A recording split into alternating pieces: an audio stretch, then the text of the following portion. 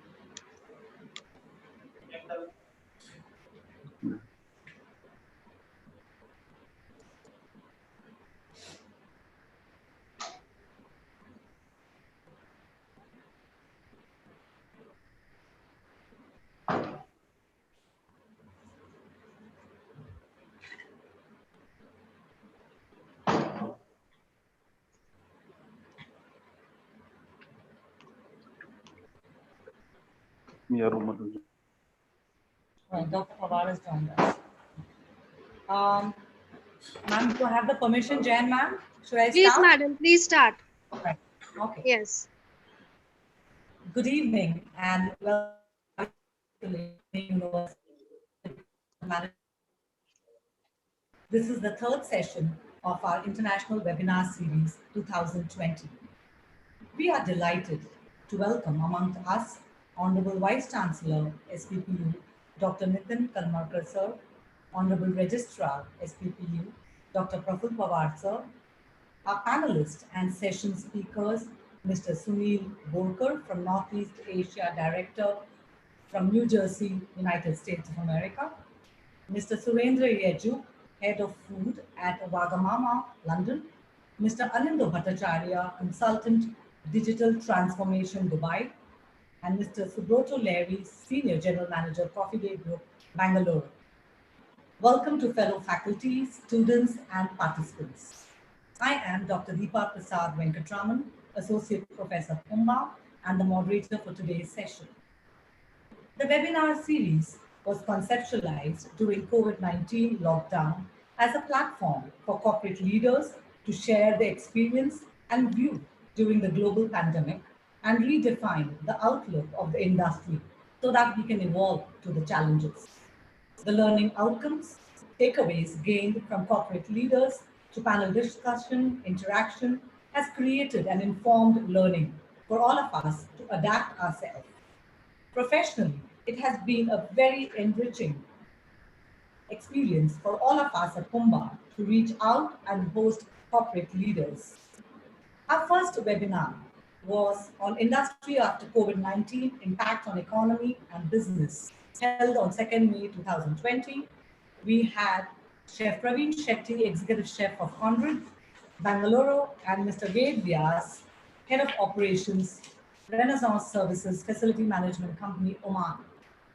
Our second session was on retail survival and revival on 10th May 2020, and we had speakers Mr. Lakshman Kandarpa, Chief Operating Officer of Aditya Mode Pan India, and Chef Arun Chanda, founder and CEO of Mint Hospitality. Today, we are holding the third session of our international webinar series, Re-Engineering Careers. Today, we are also launching an e-magazine called Reflections, the Horizon of Knowledge. I take this opportunity on behalf of Pumba to thank all our participants who've been part of this journey for us for all their feedbacks. Our webinar series has been very well received, and today we had a registration of about 5,000, so we are streaming today live on YouTube. So thank you once again, and a very warm welcome from Team Pumba to all of you all, and thank you for being part of this journey. I now request our HOD, Dr. Surbhi Jain, to address the participants. A very good evening to all. On behalf of Department of Management Sciences, it's my honor and proud privilege to welcome Honorable Vice Chancellor of Savitribai Phule Pune University, Dr. Nitin Karmarkar sir. Honorable Registrar, Savitribai Phule Pune University, Dr. Prafulla Pawar sir. Esteemed dignitaries of today's panel discussion, Mr. Sunil Volker sir, joining from New Jersey. Hello sir. Mr. Surendra Yajju, who's joining from London. Welcome sir. Mr. Anindo Bhattacharya from Dubai. Hearty welcome to you sir. Mr. Subroto Lahiri from Bangalore. So on behalf of SPPU and the department, I welcome the esteemed panelists. I also welcome my faculty members, students, and friends for this very apt session that is on re-engineering careers, which is very apt in today's time when the whole world is inching towards a new normal due to unprecedented conditions created by COVID-19 pandemic. As Madam said, the panel discussion will throw light on emerging industry protocols, new skill sets and technology needed in the industry. And for students, it's very important to understand the career growth and new opportunities simultaneously arising. So I hope that all of you enjoy and simultaneously learn from the panel discussion. I now request Honorable Dr. Prafulla Pawar sir to kindly address the audience.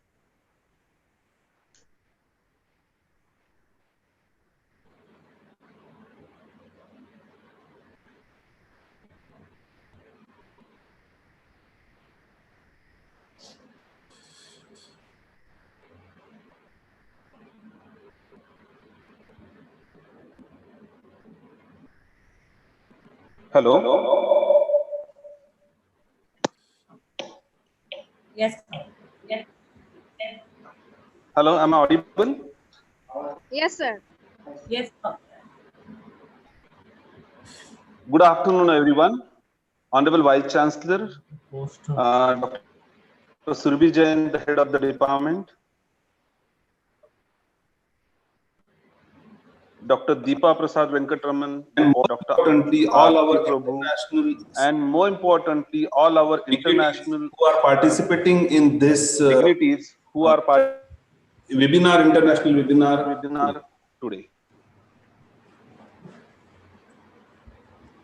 It's a proud privilege that through its BBA Hospitality and Facilities Management program is organizing this prestigious webinar. Friends, management 2 years back through the vision of the Honorable Vice Chancellor, who desired that the hospitality and facilities management as a career is evolving. The hospitality Vice Chancellor and facilities management as a development field is slowly creating a big scope, huge scope for facilities management as a career opportunity. And considering that arena, the university launched this BBA program around 2 years back. We have got a wonderful response from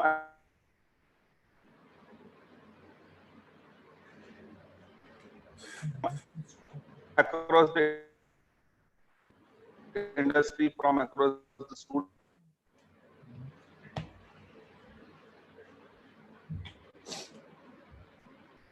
take place post-COVID-19 situation. The webinar series is addressing re-engineering career issues. In my opinion, two important aspects are there.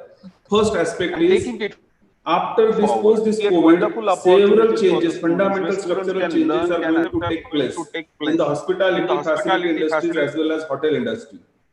And the students need to realign their careers, keeping that in perspective. Second aspect is, on this background, hospitality and facilities is going to evolve as a big career option. And maybe our current curricula of hospitality management all across need to be retuned, re-engineered for that purpose. This webinar series, international webinar series, in my opinion, provides a wonderful opportunity for all the students, not only in our university in the state, but all across the country.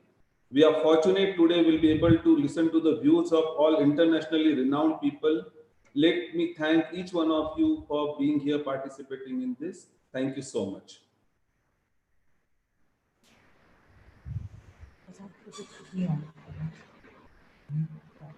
Thank you so much, Dr. Pawar, for your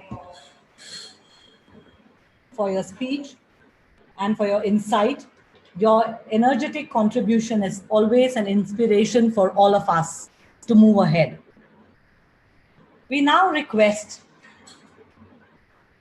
Honorable Vice Chancellor, SPPU, Dr. Nitin Kalmarkar, sir, to address all the participants. Good afternoon. Indeed, it's a pleasure to be part of this webinar. And let me first of all welcome all the dignitaries, the panelists, and the head of the department, Pumba, as well as head and coordinator for the Pumba BBA program, hospitality and facility management. My colleague, Professor Prafulla Pawar, rest all participants, and as well as the faculty members. It is indeed an unprecedented time that we are passing through. And basically for the last more than 55 odd days, we have been locked up, and we are locked down sort of. And the new normal is work from home. And that is what we have been following. And recently, in fact, we got into or graduated into the fourth lockdown, which will end on 31st of this month. But in the meantime, obviously, there is some relaxation that are happening. We have seen basically some industry component has started working, but with new protocols as such. And everywhere, basically, things are changing, whether it is education sector, whether it is the hotel industry, whether it is trade, business, everywhere. So we have to be very careful about certain things. There are new things have been talked about: physical distancing, wearing a mask, keeping ourselves very clean, time again, basically cleaning your hands and all that. And when this, especially where the hospitality and the hotel management, wherein it is required the most. So there are going to be new protocols for it. I do not know like what would be the new protocol that would be introduced too. The other day I was actually with in a seminar with Shri Ravi Shankar ji, and he was addressing actually most of the hotel industry in the United States. Many of them have been closed down. Most of them actually been owned by many of the Gujarati families from India. Last 20 odd years, they've been doing this business in Europe, in US.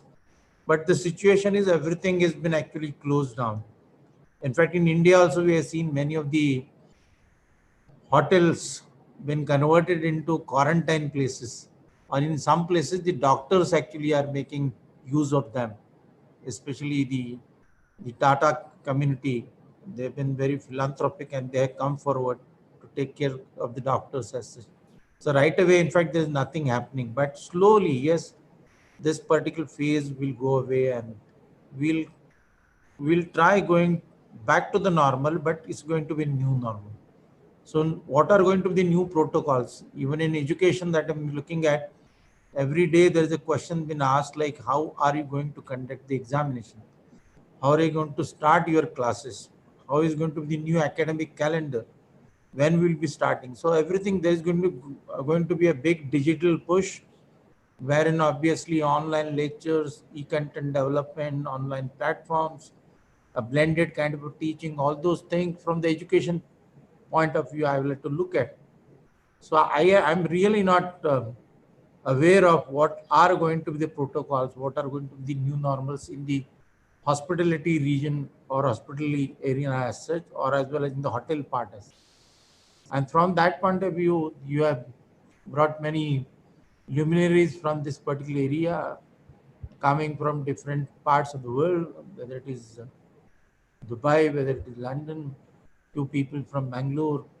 So these are the right people. Perhaps they must have given a thought, because the 50 odd days lockdown is not just necessarily we are observed only for breaking the chain, but actually to think about and to get prepared for the new normal, the new conditions as such. And this thought process must have gone in the last 50 days. When we start the hotel industry or hospitality industry, how are you going to behave? What protocols would be? So perhaps through this webinar, you will come to know about these things, these new initiatives as such. And this will help, in fact, the student community. Perhaps there would be a change in the, probably we'll have to revisit our syllabi also. We'll have to make necessary changes in that also. So if that is also necessary, we should go for it. And then when actually things open up, obviously, the students are tuned to these normal. This is what is expected through this webinar. So I'm pretty sure this, the brainstorm sort of a discussion, deliberation that will happen through this eminent panelists will help our student community, not necessarily only student community, the entire of the hotel industry, entire of the hospitality facility management system as such. So I wish all the success, and I'm confident that this phase will go away very soon. We'll follow the new normal, and we'll try to bring in back everything. There would be a big push we'll have to give to even to the everything. The economy, there's a deep negative, in fact. So that V-notch kind of a thing we shouldn't allow it to go for a youth thing. We'll surge back, and I'm hoping, I'm expecting sometime in the month of, say, December, the I would say the fourth quarter of the year, some growth will start happening as such. And we should gear up for that. We should not lose all the hopes, and we should get prepared for this new normal thing, because threats are always there, but we should try to convert these challenges into opportunities. And when you have such a beautiful panel, I'm pretty sure they must have given a due thought to this particular thing. So once again, I welcome you all and wish you all the success. Thank you so very much. Thank you so much, Honorable Vice Chancellor, Dr. Nitin Karmarkar, sir. Thank you for your inspiring address and always leading us from the front, especially in this very unprecedented time. Your presence here is immensely encouraging and motivating for all of us out here. I would like to mention out here, we have Mr. Volker, who's coming from New York, from United States. So he is also going to talk about re-engineering on how they're coping. Mr. Yeju, they have gone back. He's from London, head chef of Wagamama, well-known Japanese cuisine outlet. They are also trickling back and have resumed operations. We have from Dubai, Mr. Anindo Bhattacharya, who is going to talk about digital transformation, not about global economy for our PG, UG students, and how we can take it forward, how we can re-engineer ourselves. And of course, we have the Coffee Day chain from Bangalore, India, who also is a QSR restaurant. How do they reach back to their customers and get them back out here? Thank you so much for your address, sir. We now go to the, we request now all the honorable dignitaries to be part of our e-magazine launch. The e-magazine, we have aptly renamed it Reflection, the Horizon of Knowledge. This edition of e-magazine is to share the learning outcomes gained during webinar series. Great.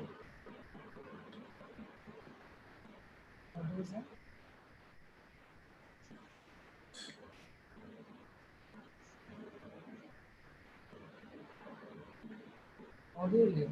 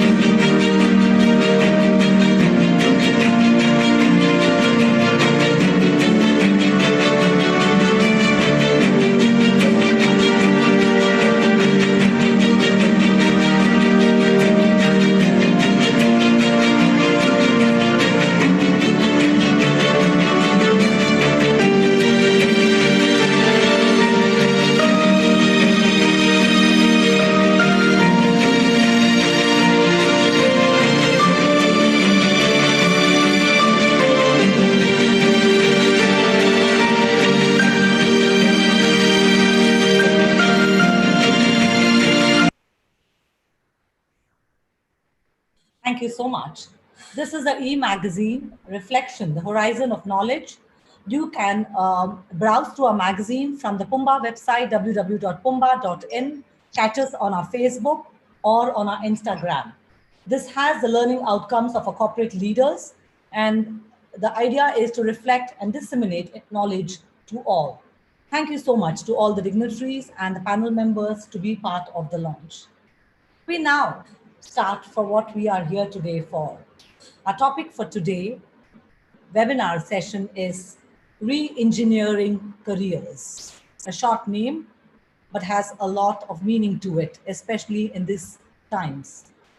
It's a privilege to introduce our first speaker, Mr. Anindo Bhattacharya, who defines re-engineering at every phase of his life. A hotel management graduate, an MBA from Canterbury University, he's a master black belt of Six Sigma and a keynote speaker, and has been driving change in all organizations set up large and small. Before becoming an entrepreneur, he was working as vice president, head of personal banking for Middle East and Africa at Mashreq Bank. He is known for his multiple roles across industries like hotels, telecom, Dell, cruise liners, and of course, a very well-known figure in the financial market and banking. Currently, his company, Markel Consultant, is involved with finance, retail, service industry, implementation of conducting business and digitalization. I now request our esteemed speaker, Mr. Anindo Bhattacharya, to address the audience.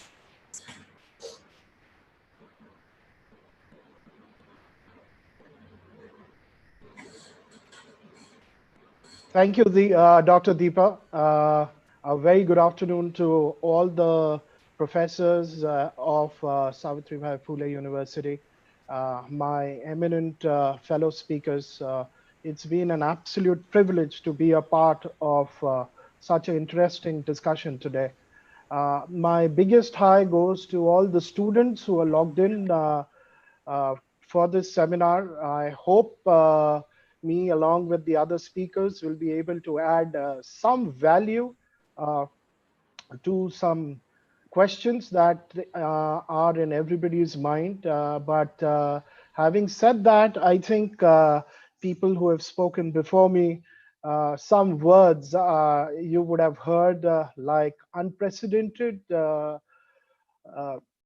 some words like nobody has any idea, nobody knows, etc., etc. And believe me or the other speakers belong to the same world. So because we are in a slightly different environment, we are trying to do our best guess as to what can be the probable solutions and careers that can emerge going forward. So whatever I'm going to present is on a best effort basis, is based on the last 3 or 4 months knowledge of the pandemic and the way the world is moving forward. Let me start with a small presentation, hopefully.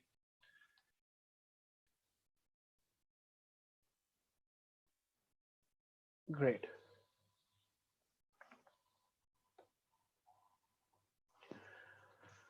Well, over the next quickly about 20-25 minutes, Deepa has already introduced us, but we'll just quickly go through that, but we'll spend a lot of time on what are some of the global headlines, what's emerging out of these headlines globally, and then the most important thing why all of us have gathered here today, especially the students, what are various opportunities and career options which are evolving in the new world. When I go to the chapter of opportunities and career options in the new world, one caveat we have to keep in mind that the existing opportunities and the existing options will continue to stay in some form and shape. So just to be more focused, I have only discussed for today's discussion, I've only kept the emerging opportunities and emerging career options. So quickly, A little bit about our organization. We are headquartered in United Arab Emirates. We have represented offices in India. In India, we are in the NCR. We have offices in Saudi. We have offices in Egypt, and we are opening an office in Ghana later this month. We generally focus on solving critical revenue, analytics, digitization, and time to market problems for our customers using the artificial intelligence and data science tools. As obvious, over the last few months, or the last couple of months, we've been working extensively with financial, retail, and service industry in creating insights and predictive models around the pandemic. I've participated in multiple seminars or webinars these days, as they call it, an absolutely privilege to be a part of this webinar today. Hopefully, I will be able to add some value to all of you. So quickly, then let's start. What's happening? What are some of the global headlines that are coming on? So what we picked up for Financial Times last week is humanity has realized unthinkable is possible. What is happening today is straight out of a sci-fi movie, the whole world, like something like Independence Day, if you guys have seen that movie. 6 months back, if somebody would have talked about the current shape of the world, nobody would have believed. But the unthinkable has happened. Economic Times Bombay talks about unprecedented impact. And again, the word unprecedented. First, it was live. So everybody went into the level 1 of lockdown. Then it was livelihood.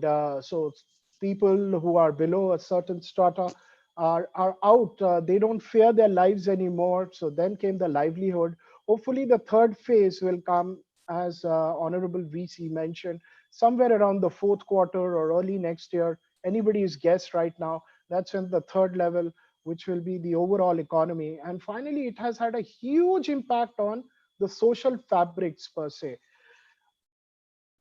International Labour Organization is commenting that there'll be unprecedented investment in deglobalization. Everybody will move to more local. There are many countries who are already talking about it. And another very interesting thing they talked about, that even after we come out of the current situation, the remote working will remain around the 38 to 40%. So 38 to 40% of the jobs will continue to operate from home. Al Gore the other day came out with a comment where he said that the Cold War now looks inevitable and the blocks are already emerging, and I'll keep it there. The International Monetary Fund is predicting up to a 30% GDP drop across countries. My guess is in some countries, these are my personal guess, can go even up to 45%.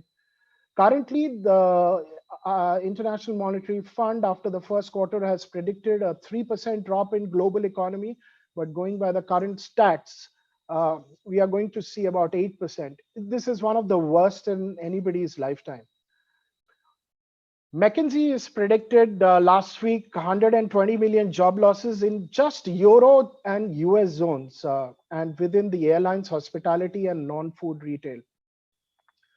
And reacting to that, Federico Gonzalez, who is the global CEO of Radisson Hotel, said the obvious: aerospace and hospitality will take years to recover. What's another interesting thing? The solve for all these headlines that you see is what WHO is saying. As per the current data, a global vaccine will take at least another 12 to 18 months.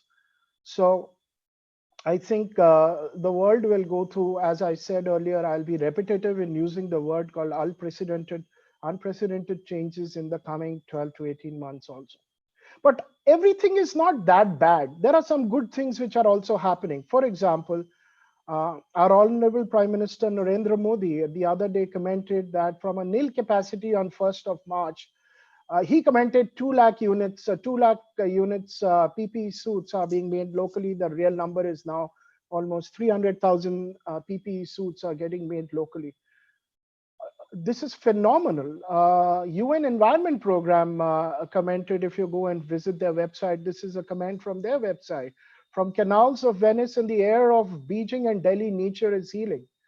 So this pandemic has done a very good thing for nature. Another very unique thing is happening while the global economies are going down, the share markets is doing phenomenally well. You can look at your Sensex, the way it dived and how it has recovered. And as per NASDAQ, on Thursday evening, they commented that numbers will be soon at par with pre-COVID levels, and that soon can be as early as within a month to 45 days. So these are global headlines. So what's emerging out of these global headlines? What are some things which are emerging and happened in the last 3-4 months? Global associations, and today I will focus mainly on, because of the audience, I'll mainly focus on things which are related to hotel industry, travel industry, airlines, uh, restaurants, facilities management, and a little bit of retail. So global association like IHRA and IATA working on the new industry protocols, industry level protocols, like how will pathogen policies be dealt with, or a new grading system. So today the grading system in a hotel industry is, if you have a swimming pool, for you to get a particular star category, you need to have a swimming pool in the hotel. That may not be any more important. Maybe an emergency evacuation room or an isolation room on premise will be a greater need to get a grading system. And another thing which is very, very critical is augmented mass. What are most of the things which can be done by machines rather than a human touch? The entire office workspace is going to change, and this will have some impact on the facility management guys. There'll be SOPs around timings. There will be concepts of hot desks. People will go to work if required, if and only required, maybe 2 days a week. People will start sharing desks. Meeting rooms may not have chairs anymore. Everybody will do a stand-up meeting in case they are doing a physical meeting, so that the meetings are shorter, to the point. And of course, transform or perish. Airlines, hotels, restaurants which don't follow these changes or bring about these changes will perish. Some of the strategies which are evolving in the last 3 months, standalone, it's dead or going to die soon. Everything has to be part of an ecosystem. I've taken an example of a business hotel, and this business hotel can be, let's say, the old Blue Diamond Hotel of Pune. I think it's a Taj Hotel now, or one of the business hotels across any of the cities in India. They are today standalone hotels. Going forward, I think the hotels which have offices built in, so some floors dedicated to office, some floors dedicated to hotel, will something which will work better, because once a person is traveling, there has to be a compelling reason to travel on work. Once he is landed at the airport or the station and he is checked into the hotel, after that, he wants or she would require everything to be serviced within the hotel with minimum possibilities or opportunities to go out. So on-site offices, third-party room delivery. I need to pick up a bag for my wife. So I order it, and it should be able to get delivered in my room. I don't have to walk out to a mall. There should be an on-site medical service available. There should be a safe entertainment options available. So I don't have to step out of the hotel for anything. So the hotel becomes a part of an ecosystem rather than a standalone hotel. There will be a significant increase in opportunistic deals because this is a time when small restaurants, small hotels, single chain hotels, non-chain hotels are finding it difficult to survive. So there will be a lot of opportunistic deals which is going to happen. I'm not going to read everything. These things will be available in the e-magazine later on, but some of the key takeaways. Skill sets, what are some evolving skill sets which will come? Fixed cost will be a passe. Everything will be a variable cost. Something which is already taken shape to some shape and some form, especially in the hotel industry in the past, is gig economy. So, for example, I am a marketing specialist and I am a marketing head of a company. Going forward, I won't be a marketing head of a company anymore. I would be a marketing head of a company from 9 a.m. to 10 a.m. every day. Then I will move on to another company where I will be a marketing head there for 3 hours. So I will be, because these heads won't be required, these jobs won't be required full time. As and when a job is required, it will be contracted out to me. A very similar things happens in hotel industry. For example, in banquets, you have the part-time workers who are hired during the big parties. They are not on the permanent role. So that gig economy across industries is going to evolve now. Now that remote working everybody has agreed to, therefore I don't have to possibly hire everybody who has to be based in my city, is based in my office. If I have a better skilled person who is sitting in some other city and can do my job better and cheaper, I will do that, and therefore a skill based near sourcing or outsourcing will start happening. Extensive reskilling has already happened. I mean, all the professors who are on the call right now, I'm sure, are teaching their students remotely. Uh, First 5, 6, 10, 15 days would have been difficult on both sides, even students understanding the whole concept of remote learning. But today it has become the new normal. Work from home has become the new normal. Data science, people using extensively, has become the new normal, and many more across industries. There will be extensive reskilling of existing staff. On lifestyle, some of the things which are emerging is that I don't know too much about India, but I can talk to you from a Middle East perspective.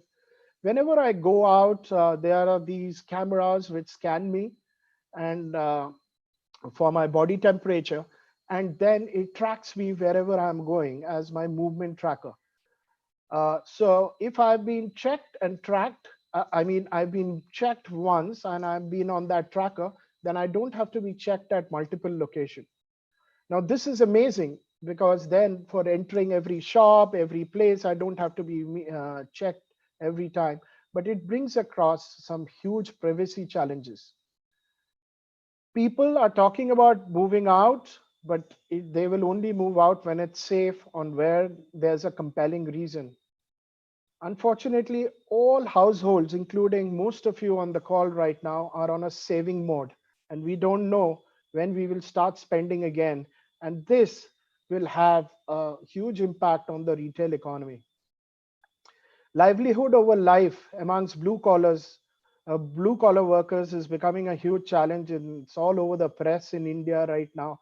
So these are some of the lifestyle things which have emerged in the last 3-4 months. So where do we go from here? And this is directed to the students. These are probably the options that you will have going forward, whether you are an undergraduate, whether you are a graduate, whether you are a postgraduate, or you have already passed out. These are 4-5 options in front of you. You will get into an employment. You're looking for a job. It will be either a full-time or it will be gig economy, as I mentioned. You will be self-employed. You will start something of your own, or you will join your friends to start something on your own, or you join your family business. You may also start some professional services. Till yesterday, professional services meant a lawyer, a doctor, uh, engineer. Now, going forward, a professional service may also include a person who is a health and safety officer, and you can have a certified health and safety officer certification done, and then extend your services to various corporates as an individual contributor. And many of you will also get into higher studies or continue with your studies and do certifications. Whatever you do, whether you want to do your whether you want to start a job, you want to start your own work, whether you want to get some professional certification, or you want to continue with your studies, whatever you do will happen should happen towards the emerging world. And in this emerging world, I feel here are some options or opportunities which are coming out. For example, if you want to make a career in strategic agility, you can start working or getting certification or start doing jobs on predictive modeling. Predictive modeling in some shape and form was already there in the hotel industry. There are the revenue managers who start working on the predictive modeling on the average room rate. There are people in the facilities management organizations who do predictive modeling on their stocks requirements, etc., etc. But whatever happens is at a very, very nascent stage, there has to be a lot of data science, a lot of algorithm-based machine learning, which needs to come in, and predictive modeling in retail, in hospitality industry, in facilities management will be a big thing going forward. As I mentioned, coming out of predictive modeling, there will be specialists who will do pricing behaviors and revenue management. For example, if particular hotel is giving a particular service, let's say a particular hotel has got a doctor on duty, it has got 7 rooms which are dedicated isolation room in case of any emergency. It has a proximity to a hospital which gives pandemic solutions or pandemic isolations, etc. You will be able to price this particular hotel slightly differently than a hotel which doesn't give these facilities. Lot of projects will happen now. Projects, be it digitization project, be it reorganization projects, be it any kind of project you can think of, and therefore there will be a lot of need for people with PMO certification. In many organizations, banking, it has already happened. IT, it had happened almost 4 years back, but agile principles will now start coming into all organization. Agile principles is nothing that basically it's like a company within a company. So today, typically, if I take an example of a hotel is organized as a general manager at the top, and then you have the food and beverage department. You have the kitchen or the food production department, food service, food production, you have housekeeping, you have the front office, and some of the other allied departments. And all of them then culminate and meet at the general manager level. Agile basically breaks down these silos. So it creates smaller organization within a big organization with expertise from each of the critical departments. So I don't want to get into the details of agile principle. Maybe we'll keep that for some other lecture, but this is something which is evolving very fast. Technology will definitely be a liberator going forward, and there will be an extensive use of technology everywhere. And these, if somebody has to pick up some of the top things in technology, because the list is huge, these are some of the technology things where I feel that you guys can focus on. This is based on my company's experience also. While we are dealing with any company which is in facilities management or in the hospitality industry, these are the areas where they are focusing on. So if any one of you who has a knack of a little bit of technology or wants to go ahead and do some, make a career in technology, these are some of the items you can focus on: machine learning, artificial intelligence like facial recognition, robotic cleaning, algo trading, blockchain is evolving. A lot of apps. This is an old thing. Every second day there's a new app which comes in. But I still feel there's a huge opportunity in a country like India to focus on rural e-commerce, the agro industry, in-app check-in for hotels, so you don't require a car, key. It's a contactless thing. And geo trackers. This is becoming more and more important going forward. As we emerge in the new tech world, data security is becoming a huge issue. So there will be a lot of jobs and a lot of careers available in that region, and DevOps will be the new back office.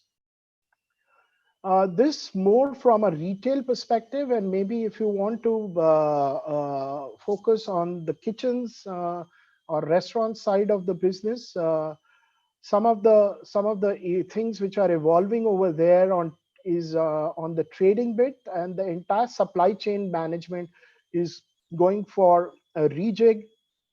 Things like demand feasibility, visibility, non-food merchandising, etc., is something which is careers coming up for the future.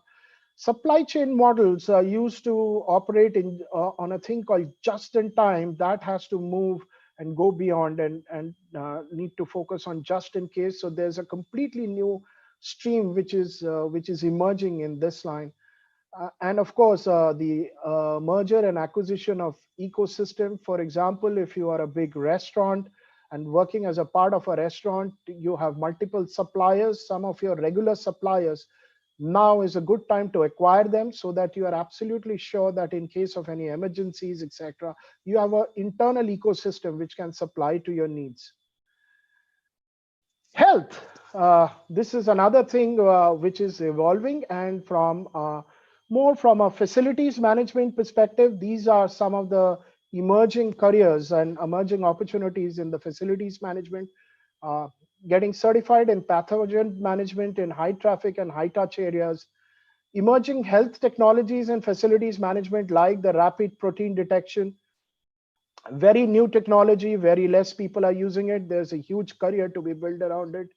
Airflow solutions and electrostatic spray on biological indicators are another things which are evolving. And as I mentioned earlier, you can actually become an inspection and an audit professional around the industry protocols and SOPs. So you can be a third-party health inspector visiting various organizations after the certification.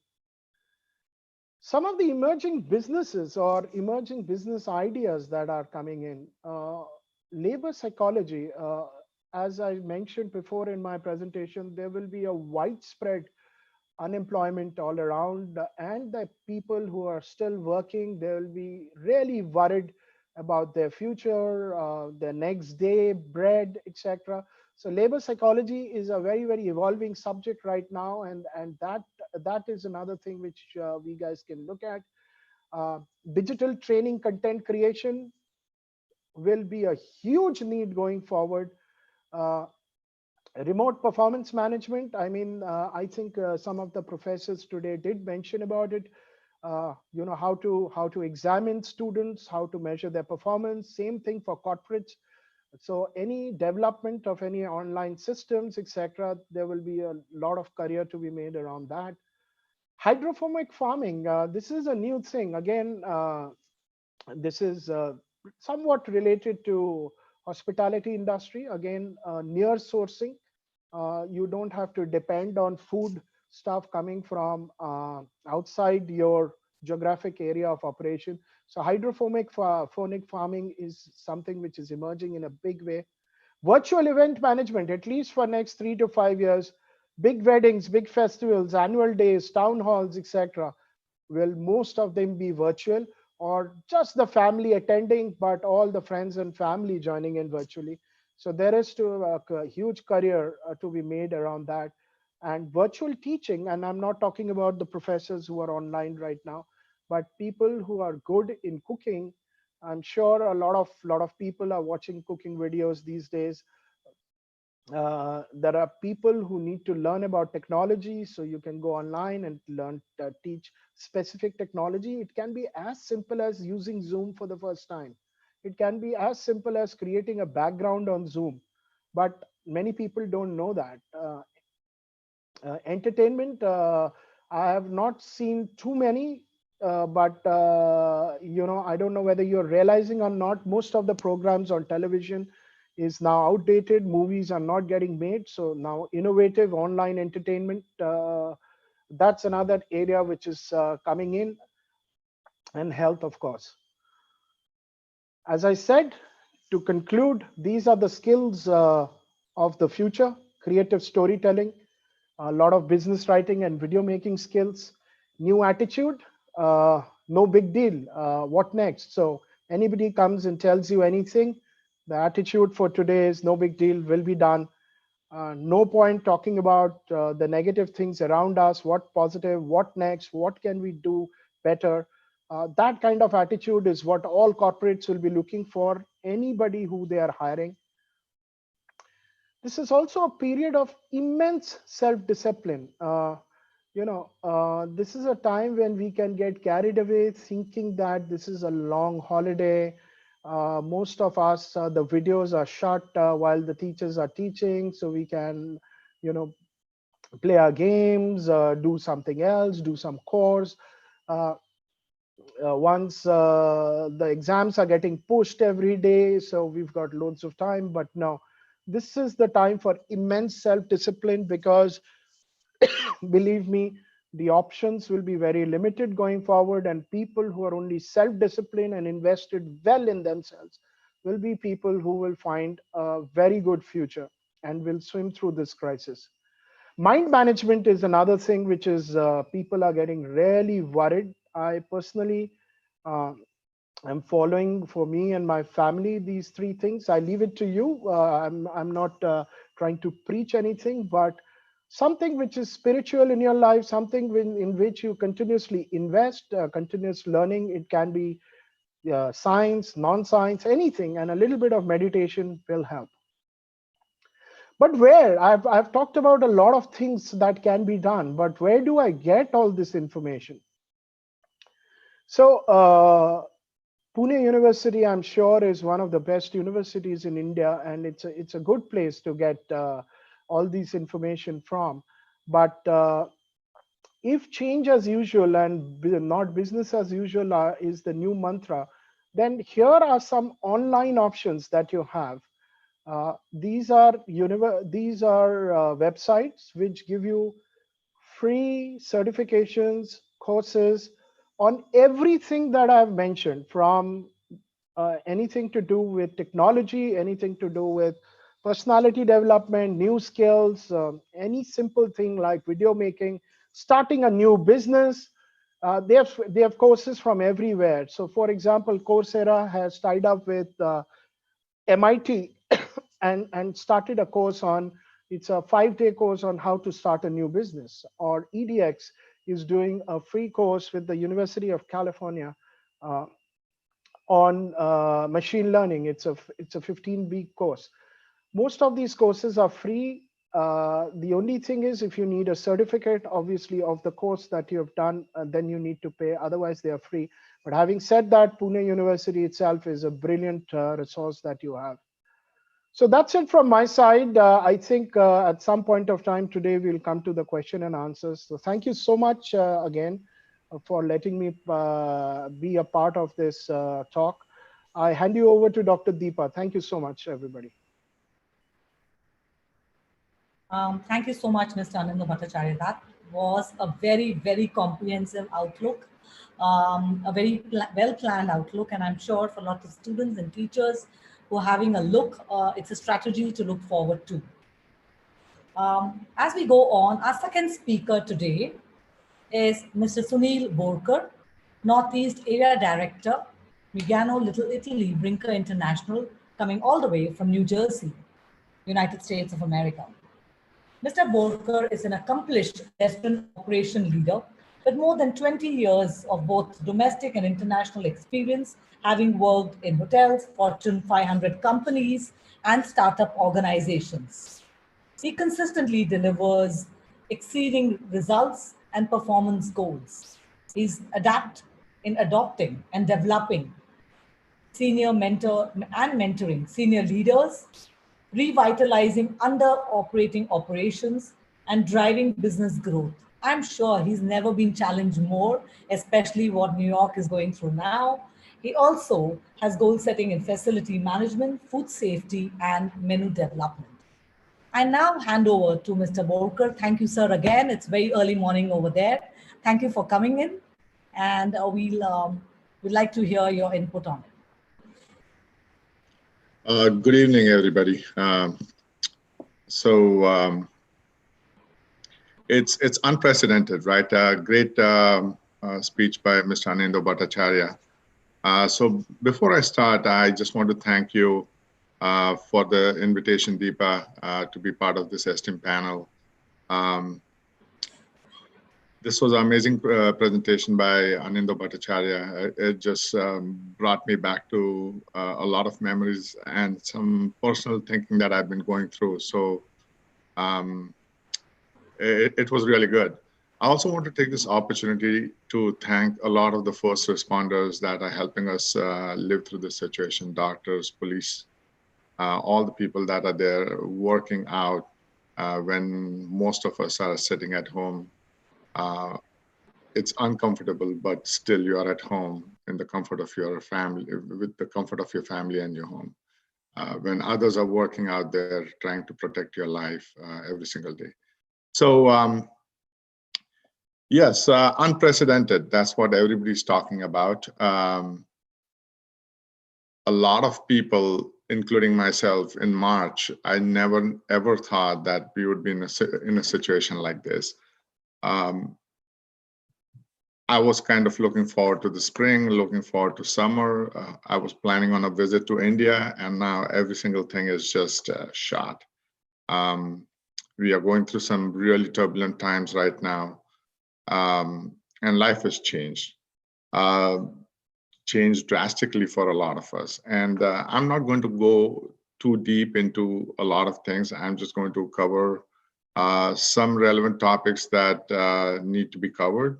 I'm also going to talk a little bit about a step-by-step recovery process and how the way forward looks like. I'm going to share a presentation with you with just one moment.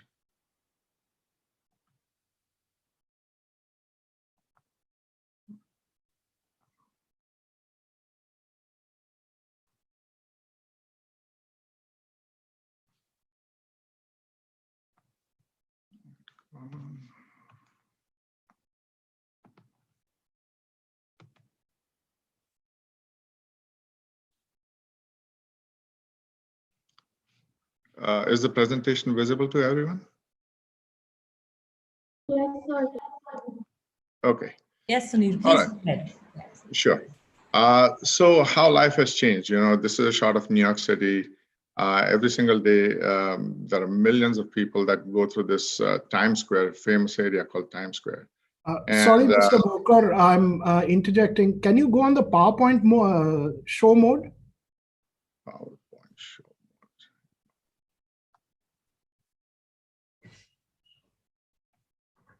No. Same presentation.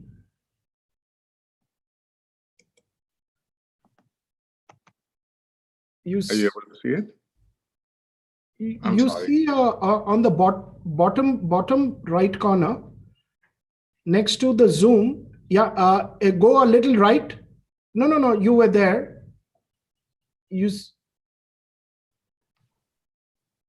A little left. The first, this one, click this one. Not this, the other one. Yeah. Okay, sorry about that.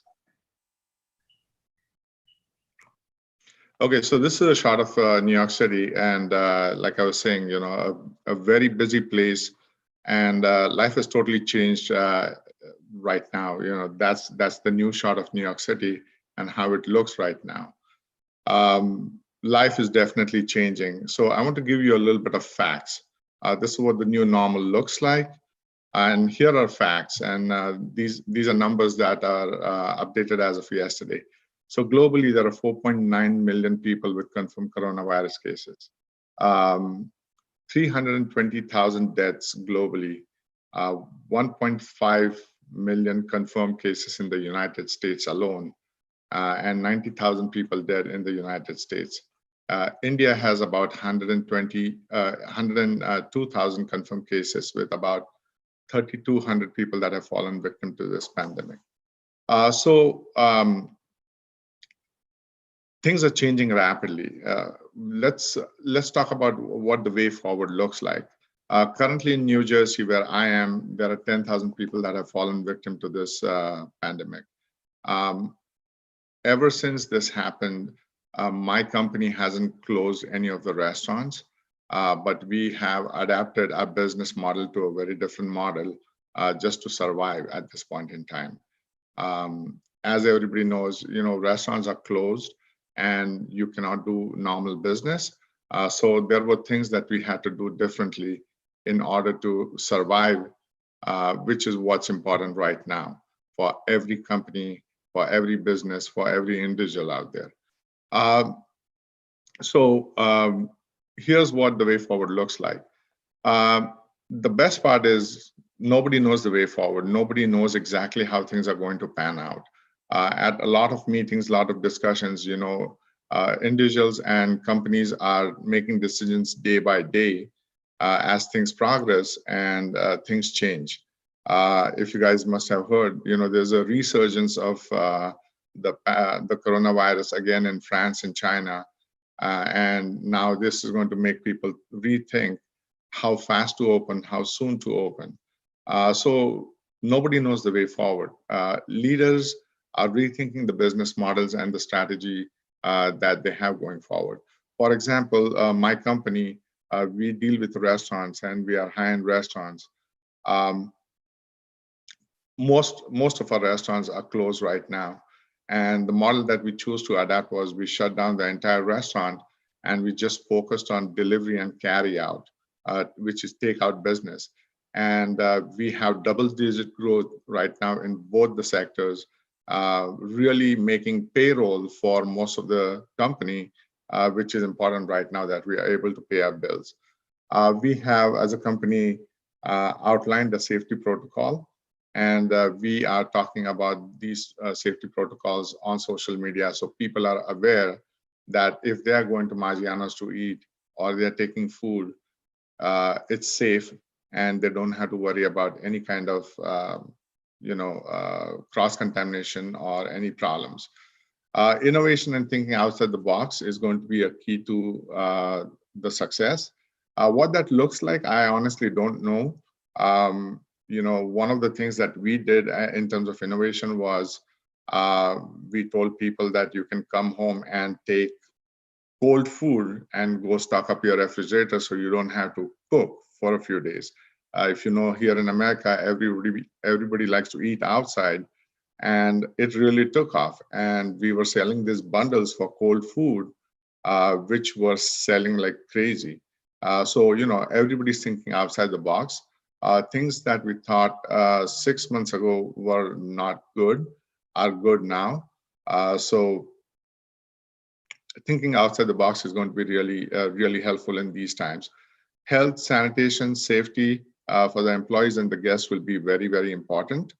Adaptation of technology, just like Mr. Bhattacharya said, and contactless payment options. So currently, we have online payment system only. We are not taking any cash or any credit card on premise. So, technology has evolved for a lot of people. Use of UV devices to eliminate the spread of infectious diseases. So, just like Mr. Bhattacharya said, there are trackers, heat-sensitive cameras at the entrance of the restaurants, and they take your temperature, and if it stands out, you are actually, just pulled aside and talk to about what's going on, and hopefully eliminate the problem of, spreading the disease or spreading the virus. In general, travelers and diners will be looking for brands that take the necessary actions and investments in making their restaurants, hotels, and meeting places safe. So we did end up going into opening some of our restaurants since some of the states allowed opening the restaurants. And we have a lot of protocols in place. We have tables that are kept at a social distancing limit, which is 6 feet apart. We have party sizes of only 4 people that can be sat at the table. And we have servers and chefs serving and cooking food with masks and gloves on. Every single employee is required to log in their body temperature every morning when they come in.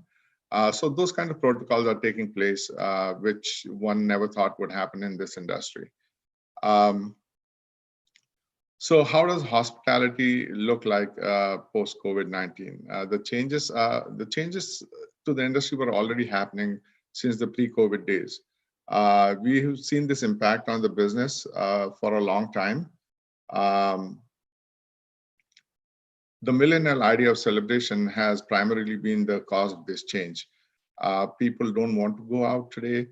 People would rather sit at home, watch Netflix and eat dinner, or rather take takeout home.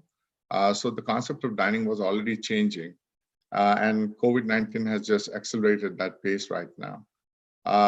Just like the previous talker said, large space celebrations and gatherings will definitely get scaled down. Takeout and delivery business for restaurants is growing exponentially right now. Home cooked meals, I don't know if this concept exists somewhere else, but we have companies like HelloFresh and Blue Apron that deliver everything ready to be cooked in a box to your house. And people are choosing to order those things at home, which gives them the sense of accomplishing a little bit of cooking as well as some family time. So those things are on the rise right now. And like I mentioned before, more cashless and contactless transactions are happening. And use of PPE will be mandatory and necessary wherever it's acceptable. These are things that are happening right now. The changes, as I go through every single day in my restaurants, I have to adapt. I have to look at things that are going on. I don't have an answer every single morning when I go to work, but we have to find a way out. So let's talk about how does recovery look like. For recovery, I think the biggest thing is going to be a strong brand and a great culture. This is a brand that is teaching, coaching, mentoring their employees, their guests continuously, and making sure that they ethically and morally follow all the standards that are required. Because as you know, in the hospitality industry, it's very easy to lose sight of things on a lot of different things. Unkempt rooms, cleanliness, hygiene. This has to be now a brand which reinforces a great culture amongst its people. With the employees, a lot of things are changing now. First and foremost, employees are a first line of defense and they are the frontliners. So we cannot put them ahead of sales and profit. So making sure that every employee feels safe in terms of their health is the only way to make a guest feel special so that they return to us. Without that, you cannot have guests coming to your restaurant when they see that the employee's personal hygiene is not taken care of. Redesigning the service aspect of a business while keeping social distancing guidelines and safe practices in mind. Also, how can we safeguard the earning potential of the hospitality trade workers so that they earn a decent living, supporting their families and their aspirations? It is going to be very hard, as Mr. Anindo said, for many of us to have a job. Times will definitely be difficult and trying, and you have to protect your employees in every possible way that you can. Protecting the aspect of personalization and true hospitality and balancing that with the use of technology. The name itself, hospitality, means it's personalized service, and with automation comes the risk of isolating that component of our business. So how do you draw a balance between hospitality and technology going forward? It will be very crucial. And then, making sure that our employees are using gloves, face masks when working, and legally declaring their health condition every single day will be mandatory going forward. What about a guest? So guests, as business travel continues to decrease, at least in the near future, some hotels have opened up here in the US, and people are starting to travel a little bit, but guests will be looking for cleaner and safer places, and they will be putting their hygiene as the first priority going forward. sanitizer stations and single-use towels throughout the facilities, which a lot of people are doing now. Social distancing will become an expectation going forward, at least for the near future. Guests will expect the use of technology to keep them safe, like thermal cameras to monitor the temperatures of guests and public safety.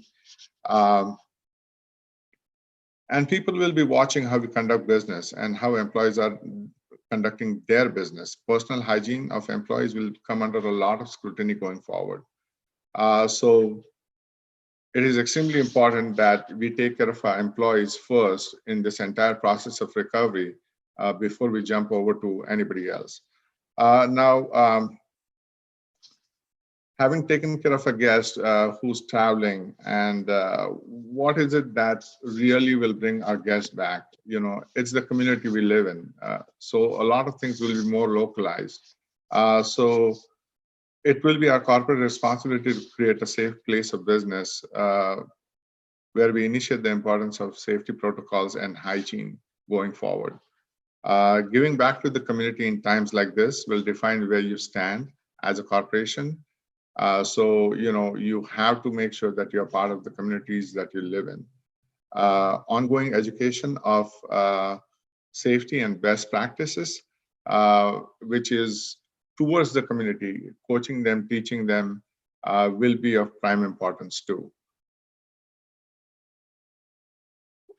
And then, you know, we have a responsibility of delivering results because there are people like all of you investing in companies, in their shares.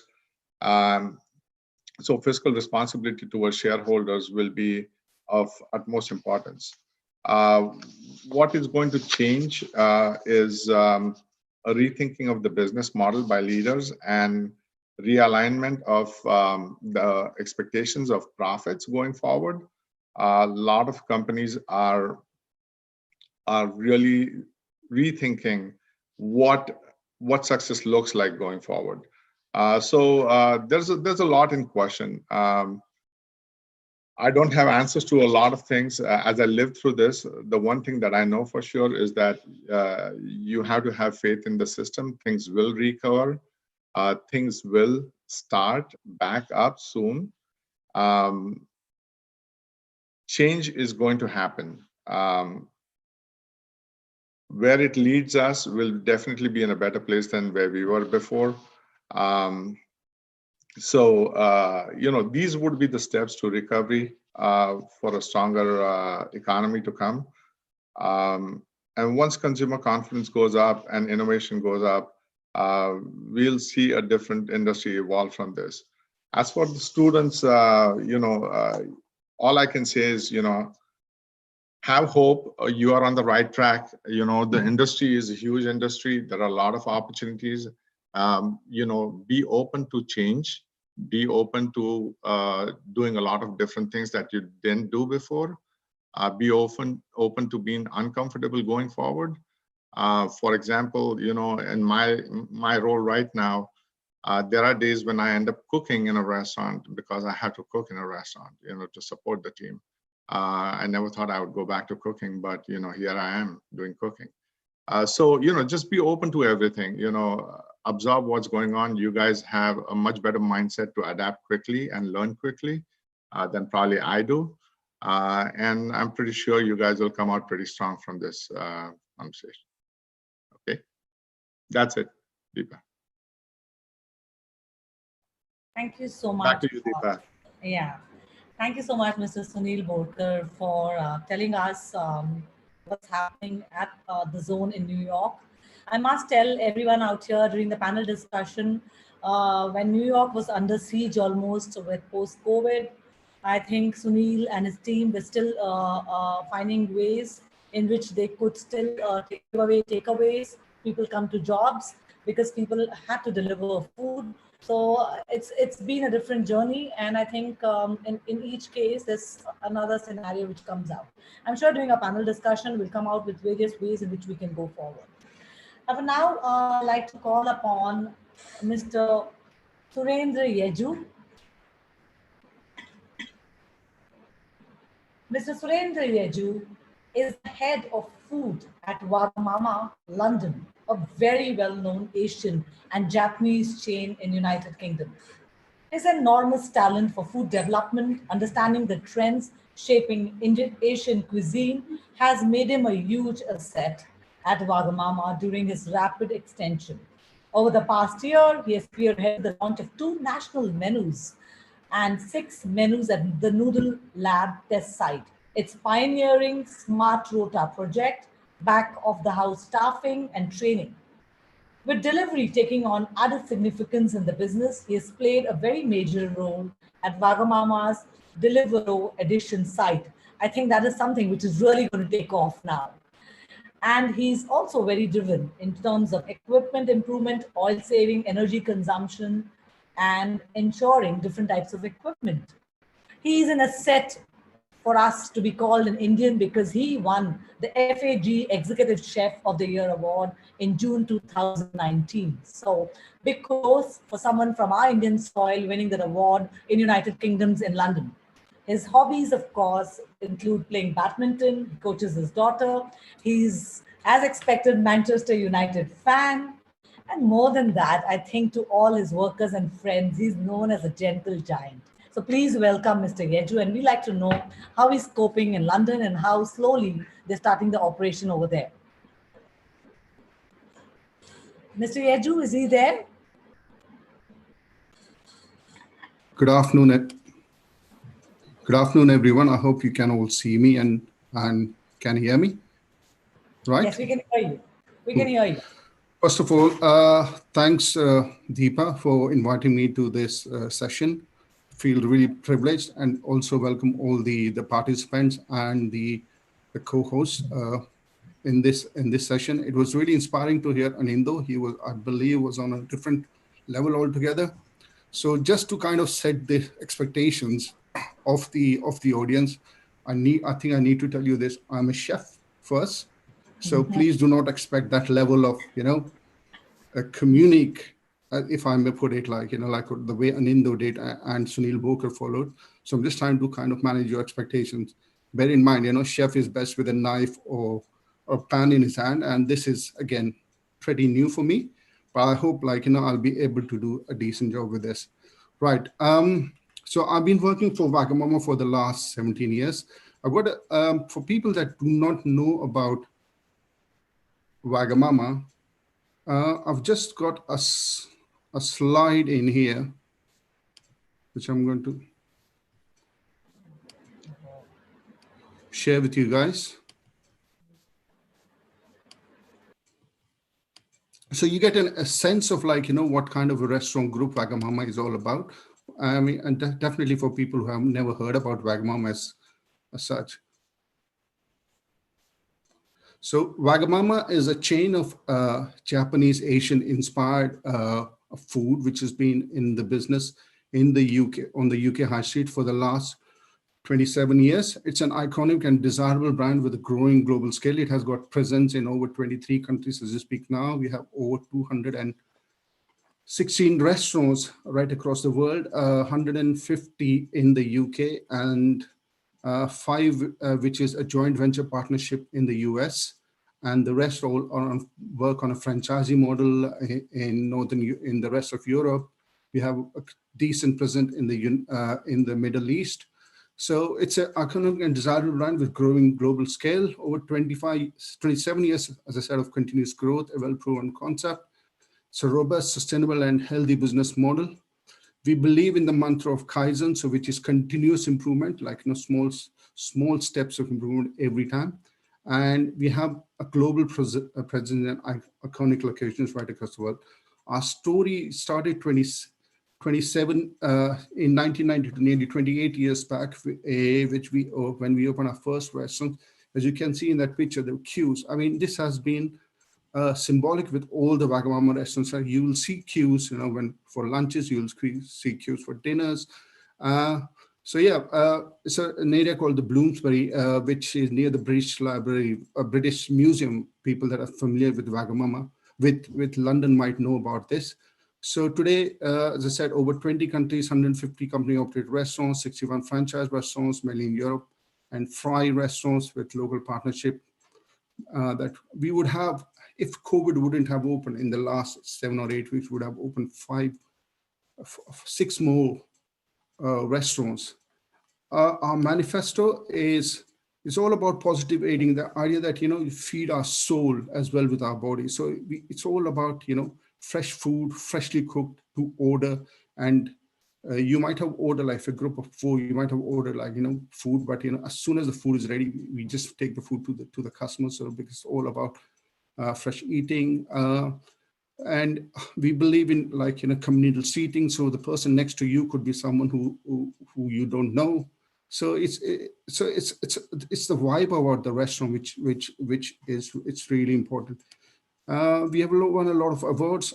In fact, if things were normal, I would have been sitting in Miami today. So because we won an award for the best menu in the UK. So, but hey ho, so not at all. I'm not complaining at all. I'm enjoying this session with you guys.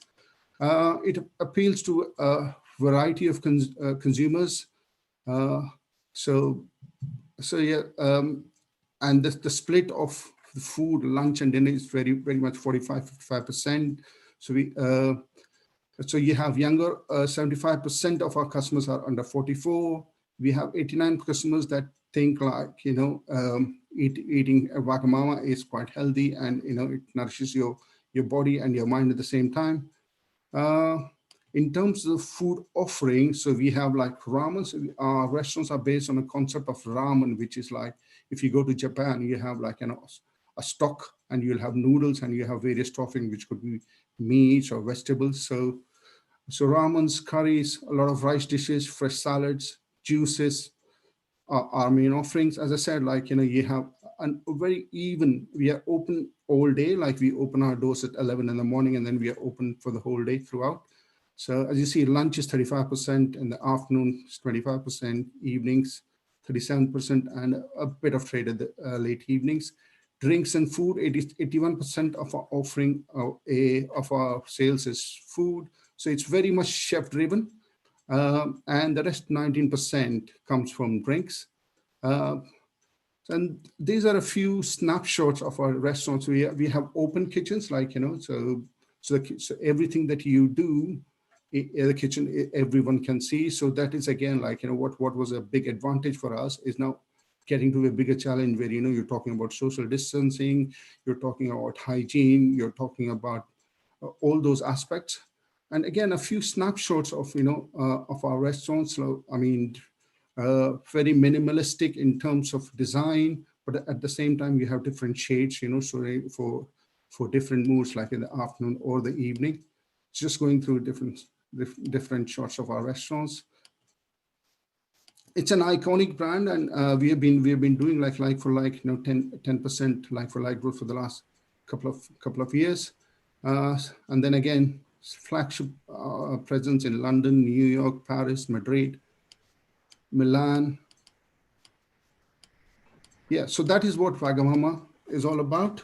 So coming back to the COVID scenario, these are, as everyone said before me, unprecedented times. Well, who would have thought about this word unprecedented being used so much in the last 6 to 8 weeks for us all? In fact, like, we are kind of witnessing history. Like, if you fast forward 30 years from now, you'll be telling stories about these times to our children, to our grandchildren at least, what we did and how we kind of moved with these times. So, and the world has come to such a grinding halt over the last 7 weeks. And we're all trying to get back to normality, and it's a long road, but I'm pretty sure there will be light at the end of the tunnel. It's just that what we need to do from now, we have examples before, like, for example, how the German economy recovered after the Second World War, the Japanese economy that followed the Marshall Plan. So these are examples behind us as to, like, these are the kind of things which we will need to do to get back to some semblance of normality. I just wanted to give a quick update on the impact of this on the UK market in general and Wagamama in particular. The hospitality industry, including the restaurant sector, has been decimated by COVID-19. 70% of the UK workforce is on what we call a furlough, which is a job retention scheme started by the Chancellor of the United Kingdom. which kind of entitles, like, people to be still in their jobs. They still have their job, but they are being paid by the government, which could be 80% of their salaries, or 80% of the wage or salaries up to 2,500. So it's a massive help from the government to make sure, so they're pumping a lot of money into the economy. They've already spent for the last one, they have spent about 14 billion pounds to support the furlough scheme. There has been a 60% increase in people applying for universal credit in the month of April. Universal credit or the dole system, as you might know. So to help and support people that have lost their job, a 60% increase, which is huge. So my own company, we have had to trim our head office. I mean, we had a head office strength of 150, so it's now reduced to 90 people. We are situated in the heart of the city, Soho, which is the hub of all the restaurant and nightlife scene in London. And we are thinking, like, what, there's no point. And it is one of the most expensive office places in the world. So we are rethinking, like, whether, do we need this space? Do we need, so if you could make some savings moving the office elsewhere. So those are the kind of things that are happening. Nearly 50% of the restaurant groups in the country are on the verge of collapsing. In fact, just yesterday, one of our biggest competitors, called the Casual Dining Group, which is an umbrella, like, company with many famous brands in the company, they are on the verge of going into administration, and they're called in advisors to evaluate the options of going into administration, see what else they can do to still save the company. So these are the kind of things that are happening. It's a bloodbath everywhere as far as the restaurant trade is concerned. It's again unthinkable. Like, 2 months back, who would have thought this thing would happen? For the fine dining restaurant, I mean, they do not even know when they're going to come back to any semblance of normalcy, right? Again, coming back to Wagamama, we slowly limping back to normalcy.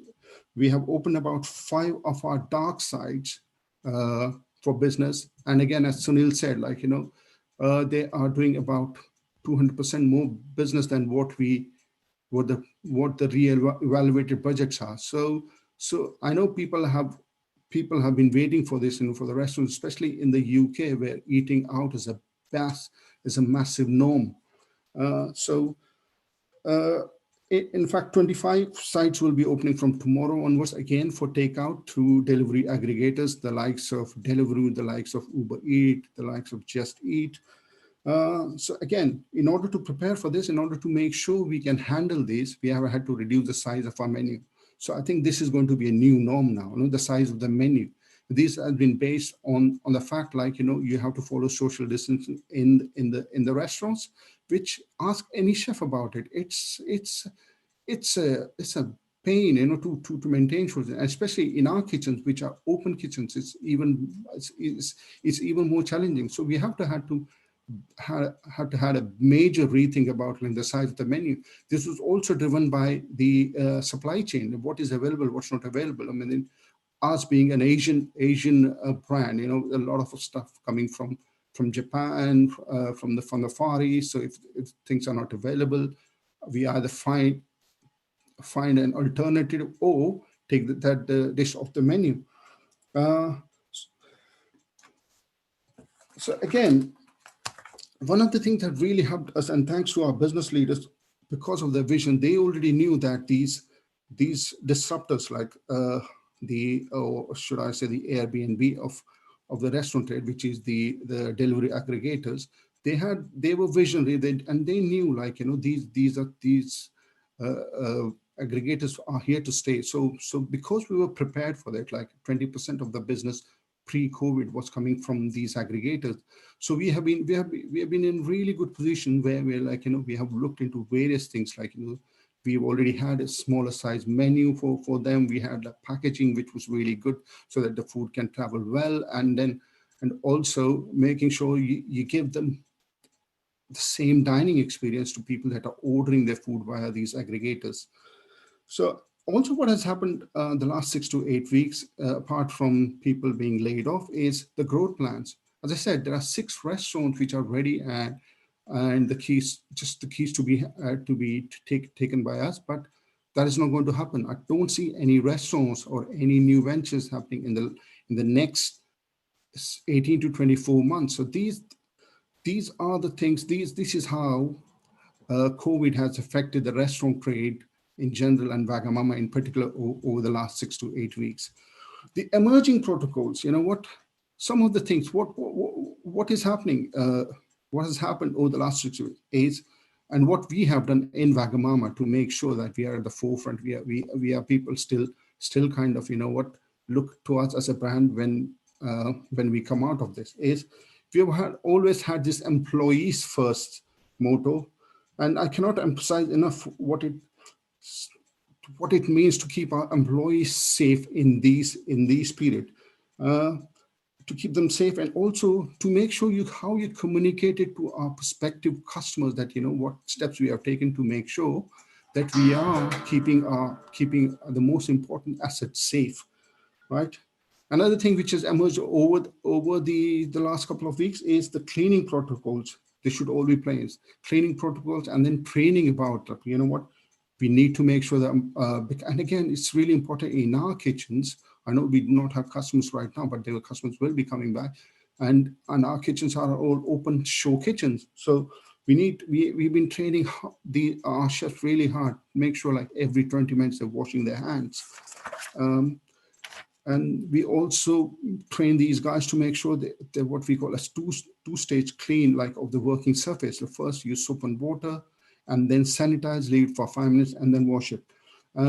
Stuff like thermal cameras and scanners that Sunil and Anindo were talking about, like we have used technology in that terms as well. We've also seeked medical experts' help, like on how best to open our restaurant and make sure that our staff are working in a safe environment.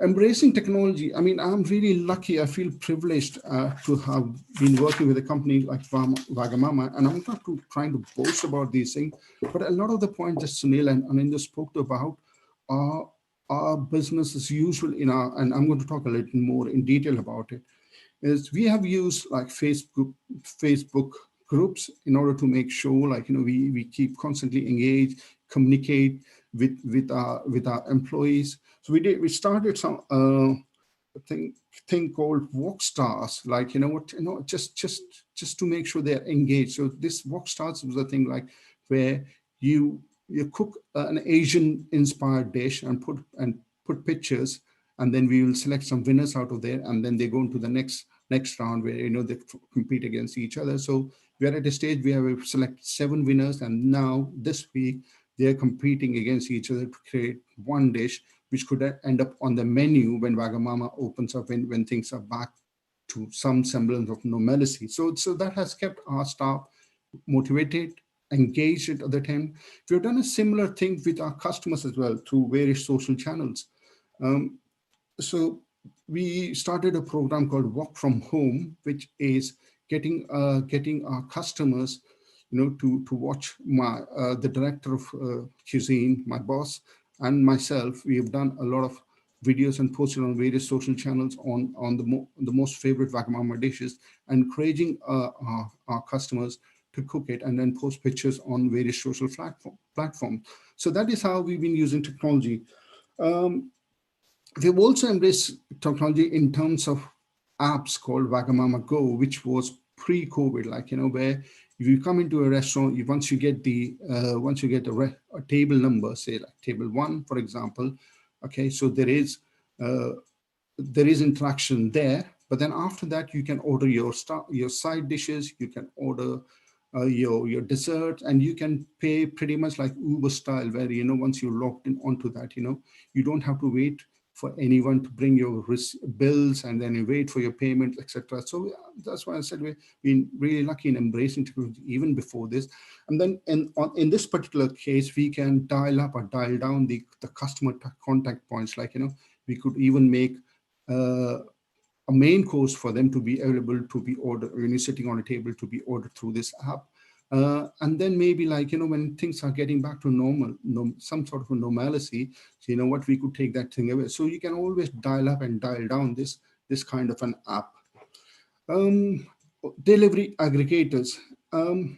as I said, like, our business leaders were and their far-sightedness has really helped. Like, what, we have taken the aggregators like the Deliveroo, the Just Eat, the Uber Eats of this world really seriously. And as I said, 20% of our business is coming from there. We have gone to various lengths, like, we always segregate a place where these delivery drivers can come. Like, we have some facilities for them, like a toilet, so like a drinking water facility, like, where they can charge their phone when they're waiting. So almost trying to get them to ensure that, they always prioritize Wagamama first, when it comes to any order pickups.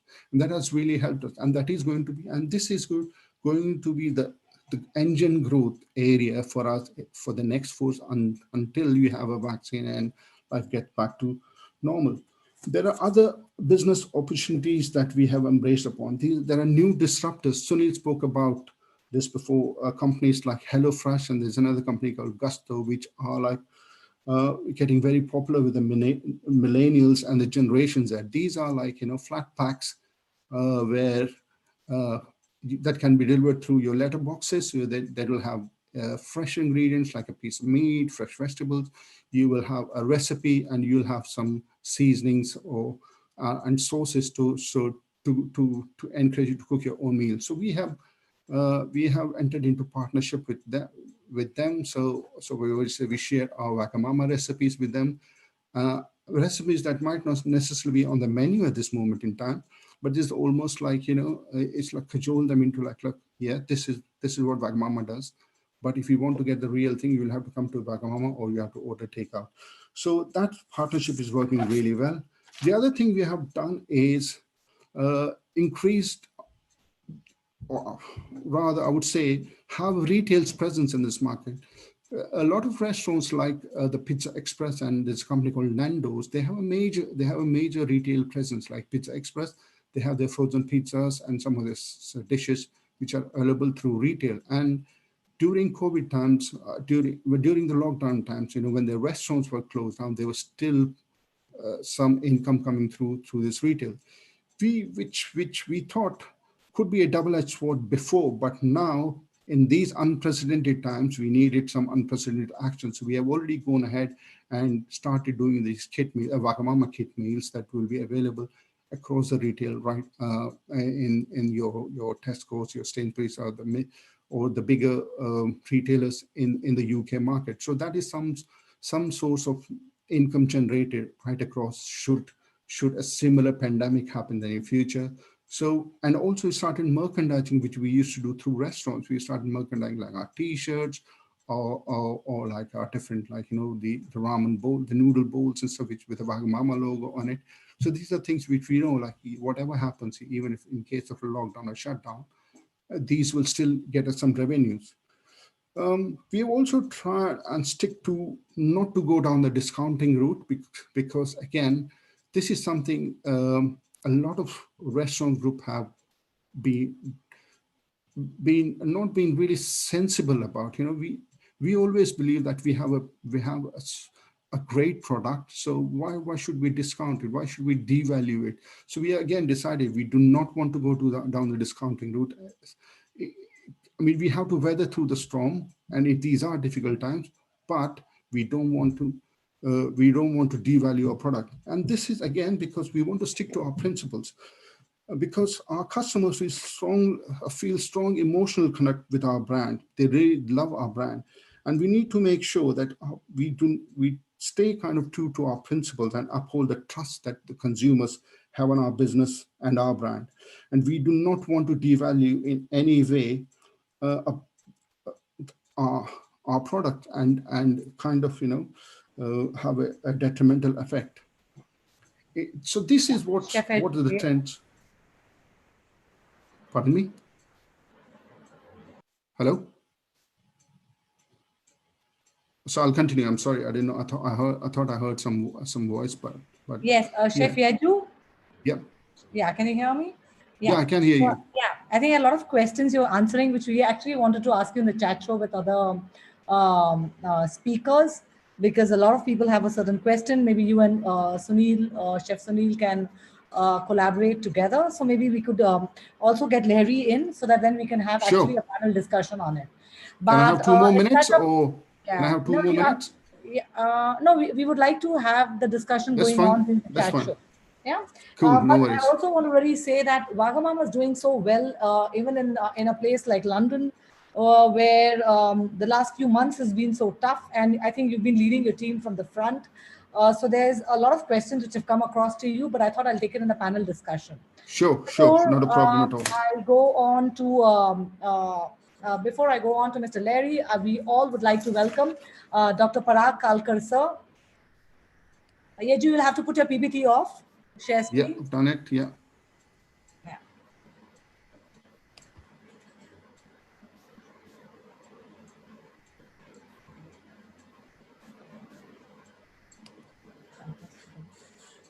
Yeah, a very good evening. Kalkar sir, would you like to say some few words before we go to our next speaker? And yes, sir. Welcome to this panel discussion, which we will start with after having a brief outlook from Mr. Lahiri, because we are short on time. Yes, sir.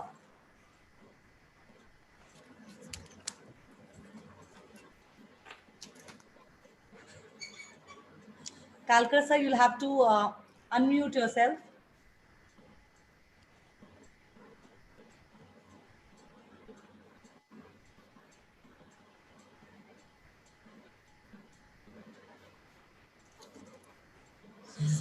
Sir, you'll have to, you're not audible. Yes, sir. Now okay? Yes, sir. Yeah. Yes. Yeah, it we was can very hear you, nice sir. experience to listen to a lot of experts across the world. And I think let the panel discussion start. I'll talk at the end in detail. I jot down some points to share from the deliberation which I have heard. All right. Fantastic, sir. So our next speaker for today is Mr. Lahiri, and though Mr. Subrata Lahiri doesn't really need an introduction. He's a senior general manager coming from Coffee Day Group, Bangalore, an HM alumni. He also takes care of retail, airlines, flight catering. Today, he takes care of Coffee Day Global, head of airline operation and new business initiative. He thrives on mentoring and sustaining great terms. Who would have thought that Coffee Day is so huge into airline catering? A widely traveled professional. When I ask Subrata where is he always tells me कि मेरे passport में 11 मुल्कों का visa है, so he's well traveled. A musical Africano. If you ask him, he can speak about anything on the earth. He likes his Malik Arjun Mansoor to Pitbull to Altaf Raja. Today he will just speak on how Coffee Day is as a conglomerate dealing with this. And I'm sorry, Larry, if I thought we'll make it a little more interesting because we've been having too many presentations. So if while you are speaking, I could even start the panel discussion, then maybe what he wanted to contribute, Chef wanted to contribute about what Wagamama is doing. We'll also have inputs that how India, London and New York are trying to reach back to the customers in their own way, whether it's a fine dining, a facility company, an Asian cuisine restaurant, or a QSR which serves coffee as in their menu. Yes, over to you, Mr. Lahiri.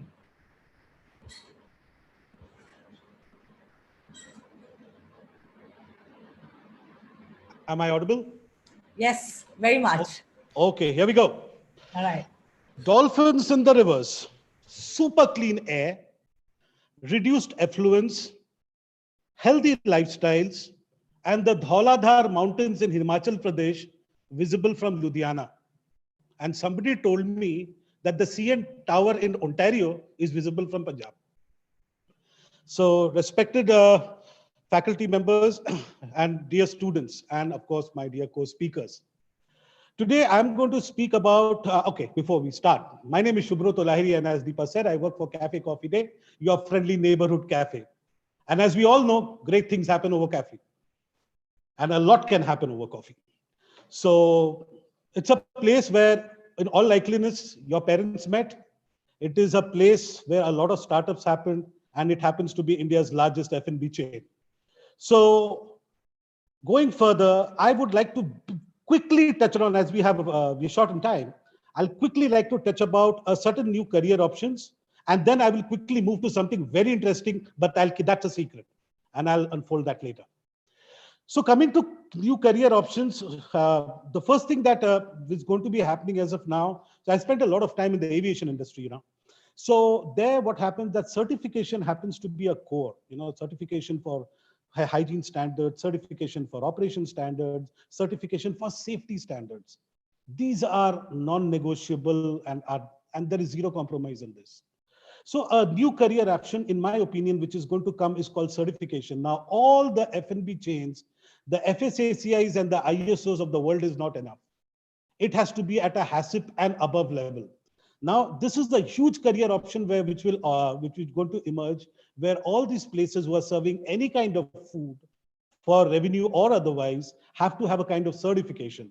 And this is a huge career stream that is going to open. Second, what is going to happen is, till now, we've had the Sanjeev Kapoors of the world, and which was basically a kind of an online or a television culinary courses. Now, with people being a little cagey about coming to F&B outlets, and people who are not too sure about going out, so this is a place where all of you who are graduating as chefs, you all can actually contribute. You all can set up culinary classes off-site. By off-site, I mean that it could be in a huge residential complex. It could be a part of the corporate social responsibility of corporates, where you go and teach people hot cuisine. You can teach them to think about safe food and stuff like that. So earlier, it was the guest who was coming to you, now it's going to be otherwise. All right. The third is that a huge business opportunity that is going to come up is called contracted hygiene services. Now, all my esteemed speakers had spoken about the various things that is to be done. Now, for a hotel or a food service outlet, doing all of this themselves is not money wisely spent. So this is something that is going to be outsourced to the specialists. And you can actually become a part of a team or a part of a company which specializes in providing these services to various food outlets. So that is something that is going to be really emerging over a period of time. And of course, training. That is something, because in today's times with shrinking top lines and cash flow issues and bottom lines, there's going to be a huge challenge. Training is something that's going to be outsourced. And training is going to be focusing absolutely for the new future. So the training is going to be taking care of the new future, and the training is something that you guys can really get into. Now, coming back to CCD. CCD has always believed in reaching to the customers and, of course, welcoming customers to the cafe. So, Deepa, can I have a quick video play of the two videos? Yeah, sure. Just a minute. So I'm sure the kids will love it. Yeah. And then I'm going to start the panel discussion, because everyone wants to see everyone together. Okay, done. Coming for automation, for Yeju, I think we need to have a separate session, even for Mr. Volker, what's happening in New York. So this is a rally that we organize in our plantations, and this is of a global standard. And this is where we have a huge interaction of people globally. So here you go.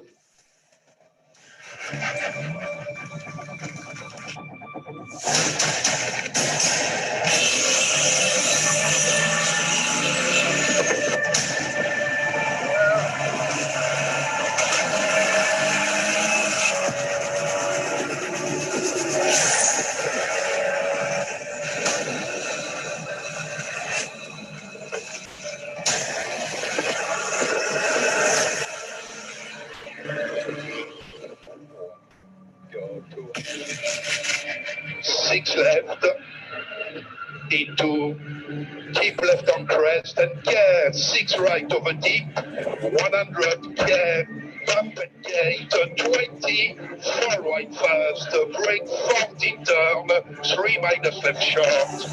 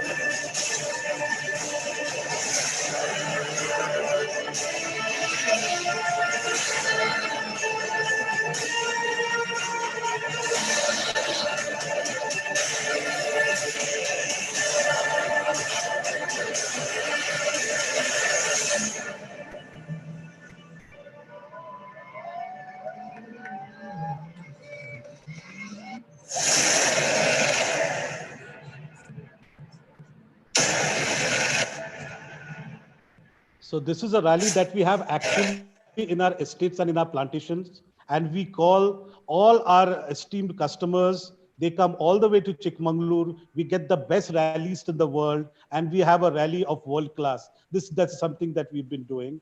Deepa, we can let go of the other video. I think we can get back to the panel discussion because we're running out of time. Who would have thought, why I wanted you to speak a little bit on Coffee Day airline retailing is that people only think that Coffee Day is about, a lot can happen over coffee. And obviously, I think Coffee Day has been pioneering in terms of having such rallies, is getting your customer in a different zone. And I think you spoke about last time that you do tours at your coffee plantation, and these are things that we can take it forward. We have a lot of questions, and I think we can start with our panel discussion. I'll again start with Chef Yejju. People want to talk about is everyone is talking about the new way forward for hospitality, for facility, for hotels, is a lot of takeaway food. And your restaurant chains in London, in Wagamama, has already used high skill of technology. So is it a sector which you're looking big because people are scared to come out in street or in numbers, but then your food is Asian, it's Japanese, it's fresh. So how do you go forward between technology as well as ensuring that you maintain the elements of the menu? And I would put similar question: what does Coffee Day do to its customer? It's a fantastic automated industry already, Coffee Day. So I'm sure it's the way you sell coffee would change. And what would you do? I think Sweet already has spoken about what they have started operation in New York in similar terms. Yes. Yes, Yejju. Right. In terms of these aggregators, I mean, they are here to stay. So the more the operators or the restaurant operator do to make sure they embrace them, to make sure they made feel special, like the stuff that I told what we've been doing or we had done in the past, Wagamama. So we were ahead of the curve in terms of getting these people on board with our businesses, and we've been working with them over 2.5 years. We opened some dark sites where, like, it's delivery only. So and also the stuff that we took, like, to make, in order to make sure we welcome the drivers more than others, so that they can they look at Wagamama deliveries more than our competition. So these are the stuff that here to stay. We have re-engineered our menus to in order to ensure that stuff that because time is the name of the game. The way these algorithms work, if you have a restaurant on the app which take 20 minutes for the food to come out, so that will fall down the pile. So we re-engineer our menu in order to make sure all the dishes are there. That takes maximum 7, 8, 9 minutes, 7 to 9 minutes. Okay, and also ensure some of the stuff it could be pre-cooked. So we have to make a few tweaks in there in order to make sure we are ahead of the curve. So these are some of the changes. And also we looked at the kit. So we have invested state-of-the-art kit in our kitchens to make sure, like the fryers. So we have timer fryers. So you just put like a fillet of chicken or whatever, like and you time it, so in 3 minutes you're going to cook. So these are kind of things that we have done in order to make sure that we stay ahead of the competition. For a lot of budding entrepreneurs, I think packaging is a big industry now. What do you say, Mr. Anindo? Because it looks like, with all the distancing and whether packaging, eco-friendly packaging, people like to have it. Whether it's even I was talking to Subrot about coffee being delivered directly into companies or corporates other than the machine. So I think food packaging also is a big industry. Kalkar sir, would you like to ask question to our panelists before I go? Before I keep asking, there's one question because we have, it's going live on YouTube chat, is hospitality students are asking, because many of our students from colleges in Pune especially, students are in London and in UK, Yejju. What do they do now? What is their future? How do they remain over there and be viable? And are European countries going to change their norms? Of course, or maybe London doesn't come under EU now. Or what do they do? Is their question. Couple of questions on YouTube chat. So I can talk about the UK market in specific. I mean, immigration is not going to post-COVID also. I mean, people, skilled immigrants will always be welcome in the UK, especially chef, because a lot of the of a lot of these Britishers, they do not see a big career in the catering trade. So that kind of helps the budding chefs that are studying in the country or that want to come into the country. So that will always be there. And you're talking about specific skills, like, for example, in an Indian restaurant, they need Indian chefs because there is a big shortage of skilled Indian chefs in the market. So that will always be there. So I do not see any change post-COVID. Yes, things will be slow in terms of getting the visas and stuff like that, but it's not going to come to a halt as such, as I can see. What about you? Would you like to add something, Mr. Volker, in New York in terms of skilling, staffing? Are you going to go automation, or is it because employees are as good as safety to concern in terms of delivering in any type of outlet? So in New York, so specific to the US, our policy is driven by only one person, Donald Trump. So sorry about that. But in terms of recovery, so one thing is for sure is that we have to protect all our employees. People are going through extremely hard times, even in the US. I mean, though it's a first world country, there are a lot of hardships over here. 70% of the people currently are almost on the verge of, filing for personal bankruptcy. Just like UK, there are, a lot of furloughs going on, and unemployment, if you guys follow news, 42 million people have filed for unemployment in the US alone. None of the stimulus packages are working because, it's a huge hit to the economy. So in times like this, what can you do? You have to protect your employees.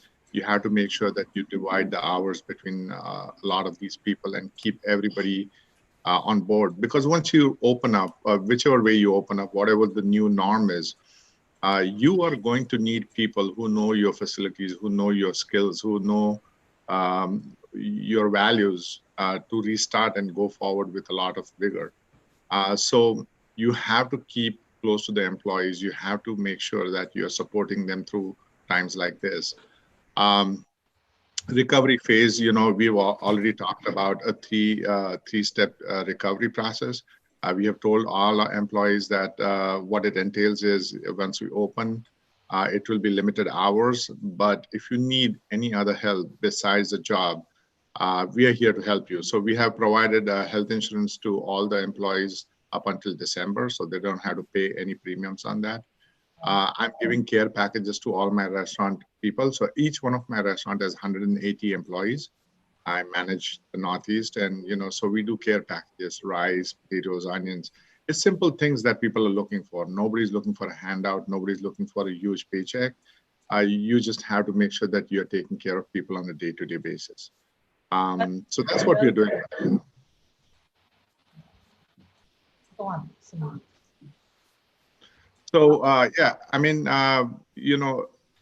India is right now in a lockdown mode. We are out of that lockdown mode. And I can tell you that things are getting better, but still it's not going to be as easy the recovery that everybody thinks it was going to be. The cleaning takes a huge amount of time. We need employees to come clean. At the same time, you're not generating any revenue to pay for those employees. So it's a very tough situation to be in. So we are trying to find a way out too. It is difficult, there are people that we know for sure that we will have to lay off at one point in time if the business doesn't pick up. And pertaining to the, the vertical of the business, carry out and delivery takeout options have tremendously increased. We had 5 verticals in our business, which was the dining room, the bar, banquets, takeout, and delivery. And takeout and delivery were like the verticals that we never paid attention to. And those have been flipped now. We are doing almost 40% growth in takeout and 25% growth in delivery. For the past month that we were closed, but doing takeout and delivery, we hit about $6 million in revenue. So, that's a lot. Yeah, I mean, that's total re-engineering, I think, what it is. Yes, you have to think differently.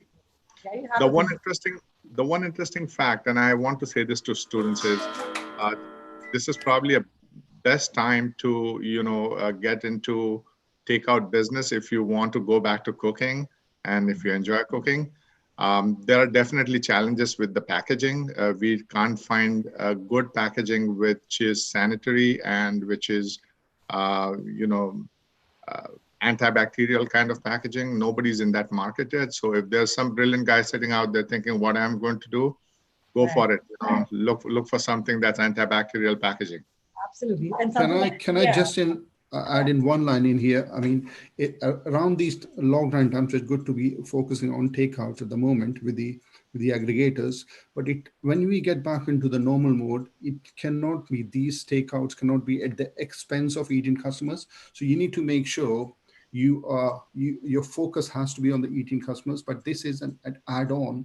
But at the same time, make changes into your business so that these are not visible to the eating customers, and that's really important.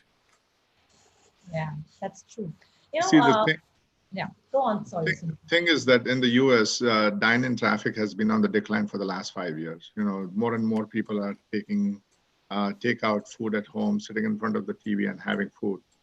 So there's a challenge. I mean, how we solve it, no idea. But I'm pretty sure sharp minds like, Anindya and Yaju will figure it out at some point in time. Lahiri, Mr.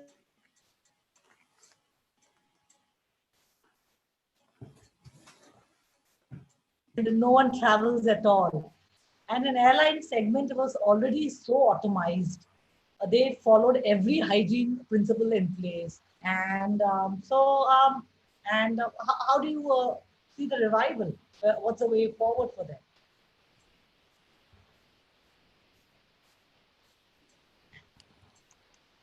You'll have to unmute yourself. Unmute yourself, Mr. Lahiri. Can you hear me? Yes.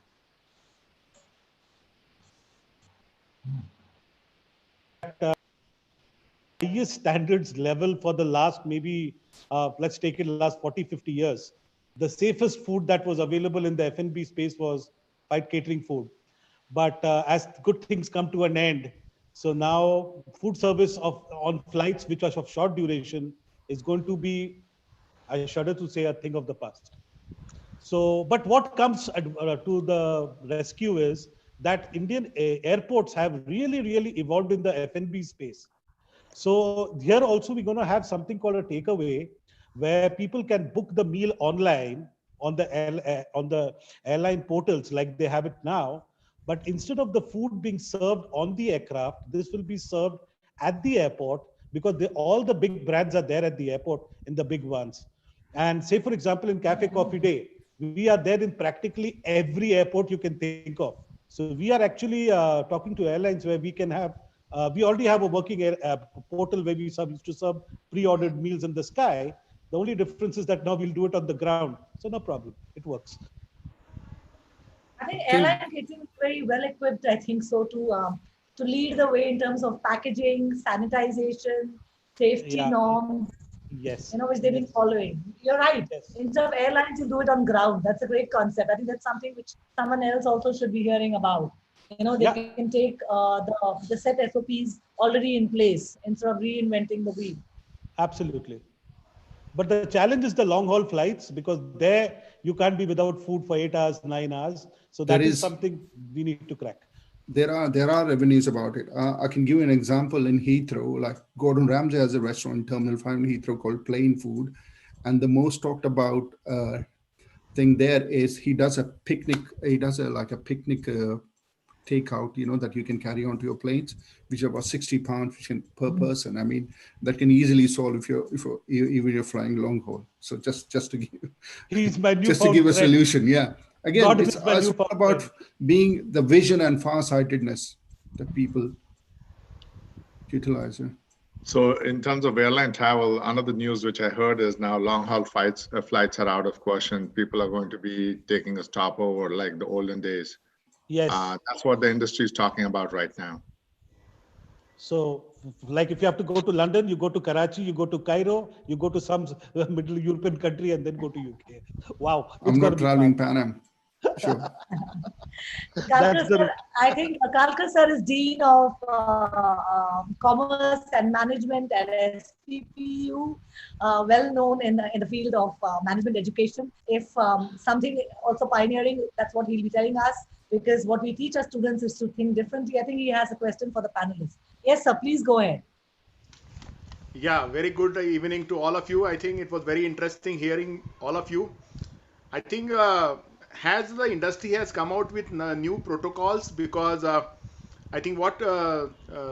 Sunil was sharing, that there are 5 verticals. I think the event or parties vertical may be having a backseat now, and the deliverable and packaging will change, and now you have takeaway will be taking ahead.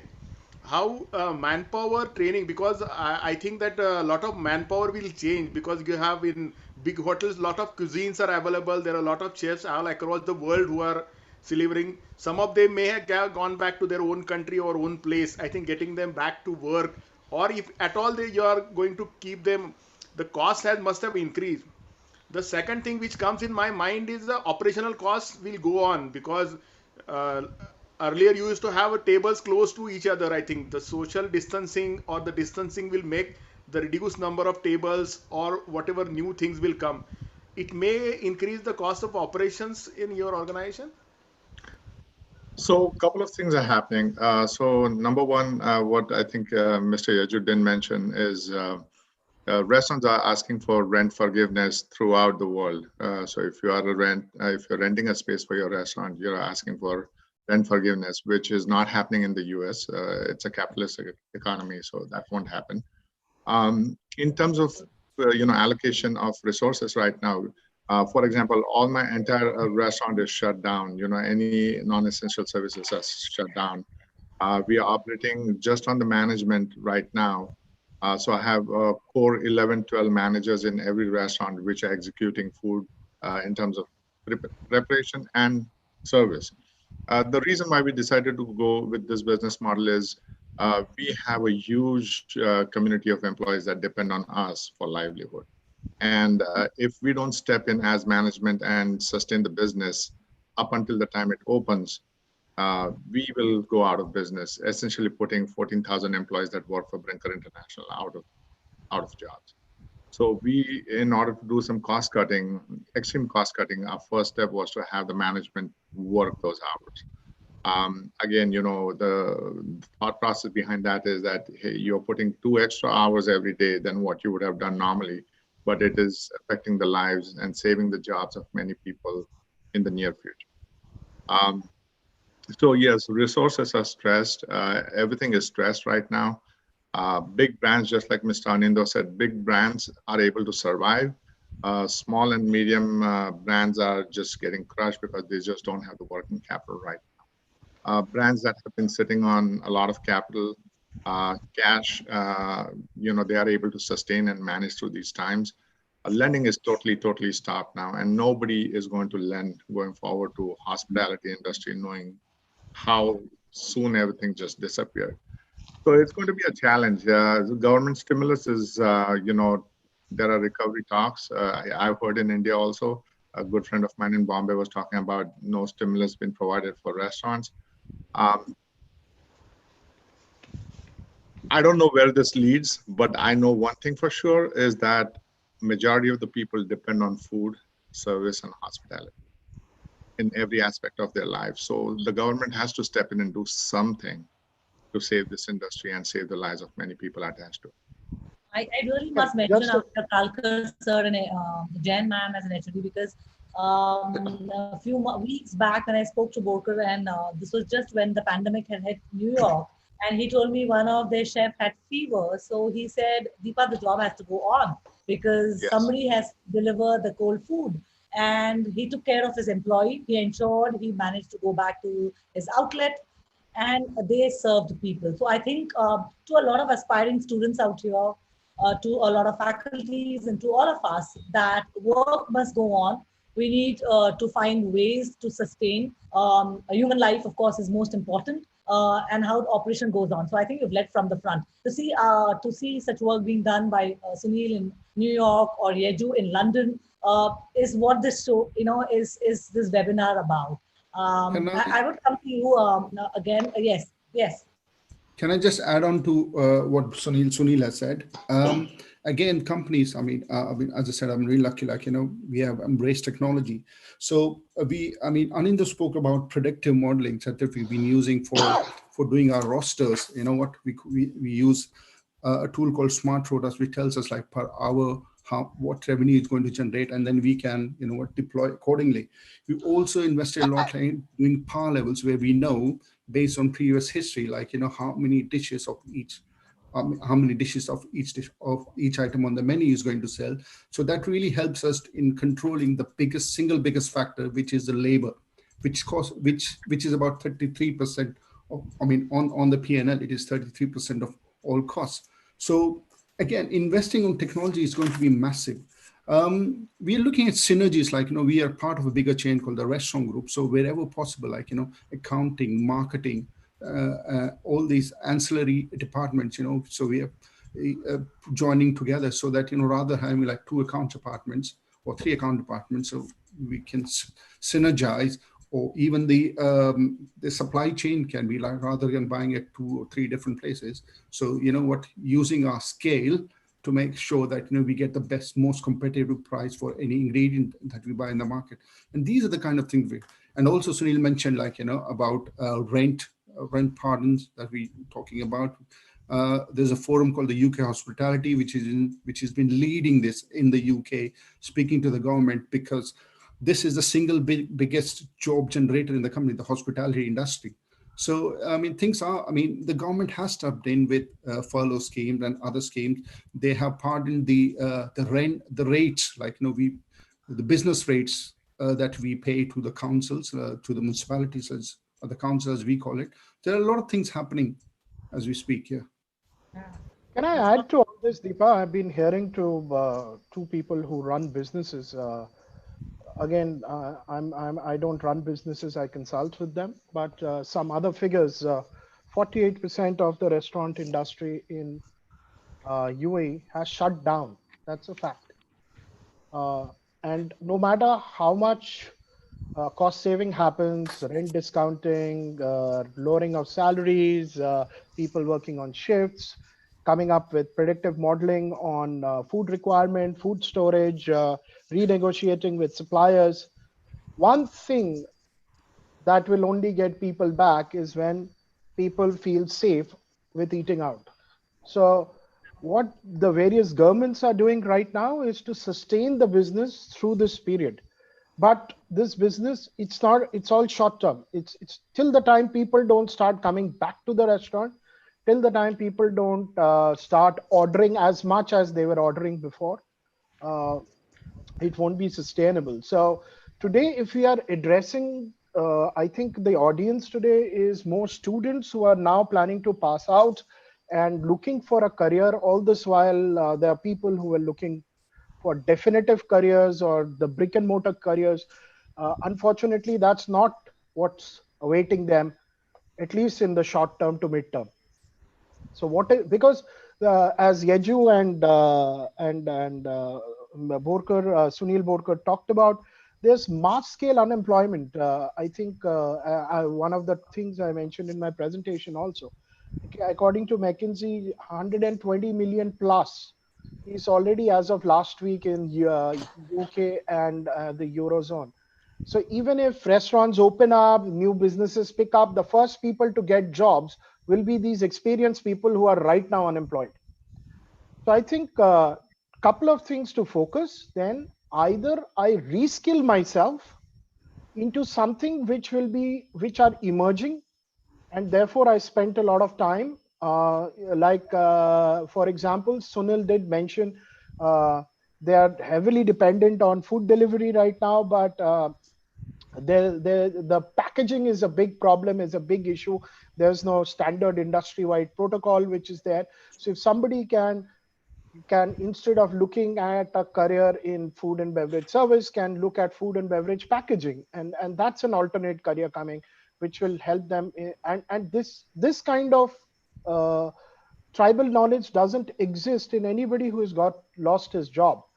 These are new knowledge. Anything to do with, for example, as Dr. Parag mentioned, some industry level protocols which are evolving and coming out every day, standards which are coming out every day. For example, I'm sure all in London, in New York, in Dubai, you have those standard protocols of chairs and tables being 2 meters away from each other, etc. Sometime down the line, some other protocols will also come. Maybe on table service will completely stop. People would have to go to a counter and pick up the food and then eat. So these are the evolving things which are happening. Another thing which is happening extensively in this part of the world is, I talked about it, is being a part of an ecosystem rather than standalone. So like Subroto said, a restaurant is doing well in an airport because it's part of an ecosystem. I've left my house, I will take food and then I'll travel. I go to a mall, there's a restaurant, or a hypermarket, there's a restaurant within that hypermarket. So in one go, I will do the shopping, I will eat in the restaurant and I'll come back. Multiple standalone won't happen. So again, for the students, look for emerging options within the hotel industry where you can use all the knowledge that you've already gained through your education, some more knowledge in the new areas, and then you're fully equipped to get into this new world. And there will be humongous number of jobs in the emerging world. One thing I would, Yeah. Ananda, if you're done. Before Sunil, can I ask Dr. Jain? I think she wanted to ask a question. Ma'am is also a marketing guru. She teaches marketing, HOD of Fumba. So I think, yes, ma'am. Go ahead, and then I think It was Sunil. a pleasure listening to all the views and such a nice discussion. My only question and the doubt that I have is, how do we get back customers to eat in the restaurants? Is there any way? Can marketing help? Can we reduce the stress, or can we build the trust again? A collective campaign or something like that. Can it help? I'll take that. Ma'am, to start with, the initial stages that you have to go to the customer. So say, for example, that like Dr. Parag said, that there are restaurants are going to be empty. So then say, for example, you have your daughter's birthday in your house. What stops the hotel coming and catering in your house? They've got the tablecloth, they've got the crockery, they've got the cutlery. And in fact, it is my daughter's birthday today. Oh, wonderful. I guessed it. Such a nice I'm sure coincidence. you will sponsor at Wagamama your lunch or dinner, ma'am. Only thing is, how do you travel? Say again? Yeah, that's good. All right. Kind of a pop-up restaurant. So coming back to the point is that to win, see, the customer has faith in your brand. The customer doesn't have has lost his faith in the atmosphere. Okay. So what will happen to start with is that you have to go to the customer, and sooner and later you have to demonstrate processes which are visible, that the customer feels confident to come back with you. Now, Dr. Parag, if I may say that, you said that the tables have to be distanced, but in hotels, a lot of space will be unlocked as well. Say, for example, the swimming pool, that is going to be a thing of the past. No hotels are going to have swimming pools. So that part of the real estate can be converted to outside dining where there is natural distancing. Okay. So similarly, what happens, a lot of shopping arcades, a lot of barber shops, spas, all those things are going to be a thing of the past. So that real estate is going to add back to you. So I think that's a compensatory impact. Can I just add into this one? I mean, there is something called, out of sight, out of mind. So the point I'm trying to make is, again, what we have done over the last 6 weeks, just to keep ourselves relevant in the market. So what are we doing what are we doing to make sure to reach out our customers? The thing that I spoke about, work from home, the thing that we started on social network, it has really allowed us to connect, keep the connect going with our customers. And they're literally kind of, when is Wagamama going to open again? So people that haven't done these kind of things, they will be out of sight, they will be out of mind. So it's really important not to lose the connect. And as far as, coming back to Dr.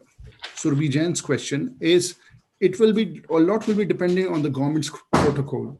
Again, to Lahiri's point, when you are in a labor intensive market like the UK or the US, it's really hard for us to go to the customer, right? You can go in different ways, but you cannot take a chef into someone standing. I mean, unless you're paying through your nose, it's not going to happen, at least in these markets. Is all I can say. I think just to add to what Yaju had raised a very, very pertinent point. Continue to be in the top of the mind of the customer in some way or the other. Even if you can't be through business, be it through a corporate social responsibility, something which Sunil alluded to. You have to be, because to recreate the brand will be far more expensive.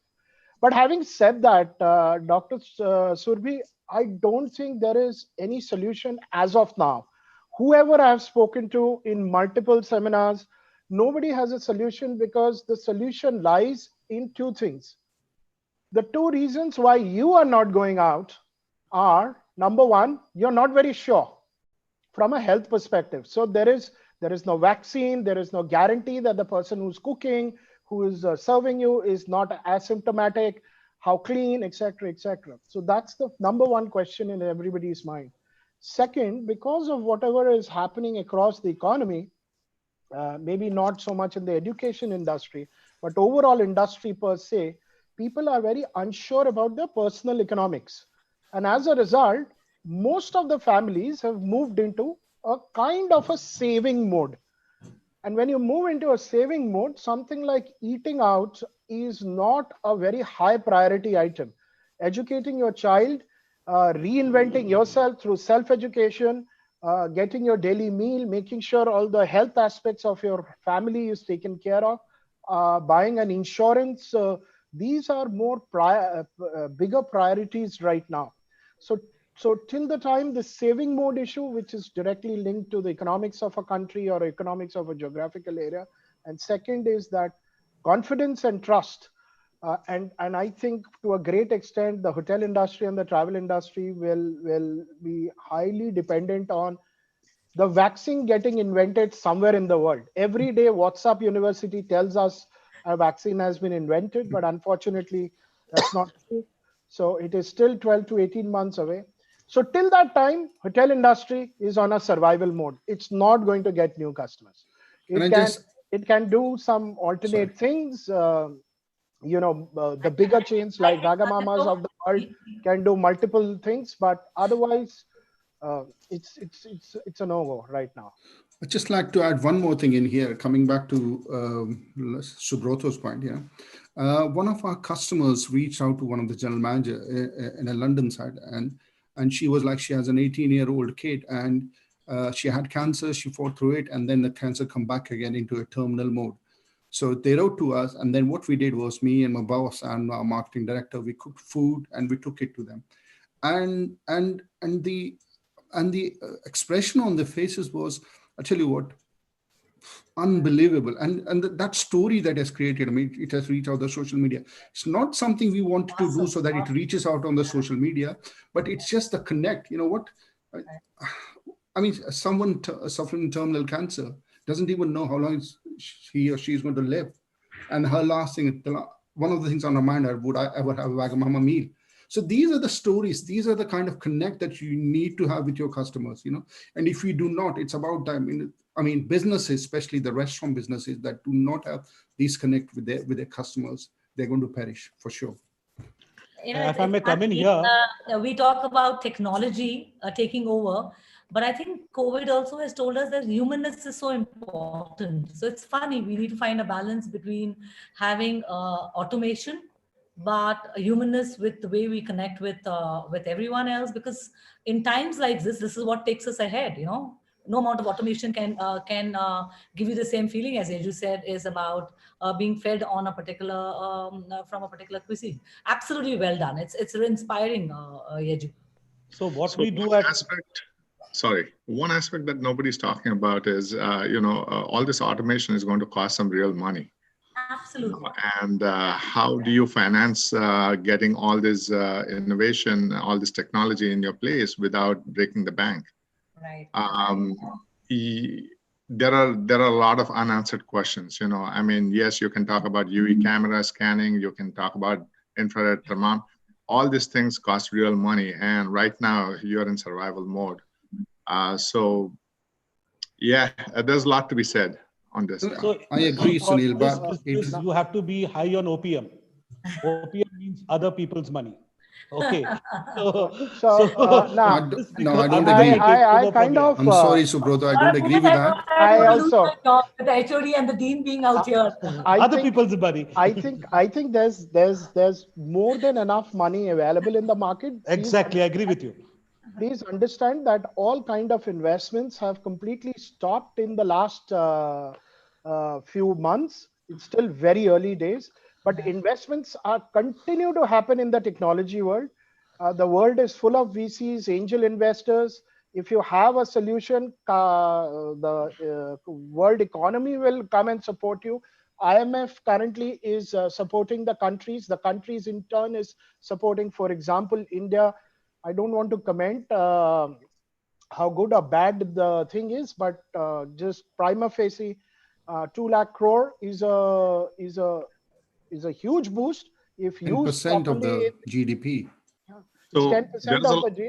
So there's money available. Technology, in fact, it's a misnomer. It's a myth that technology costs a lot of money.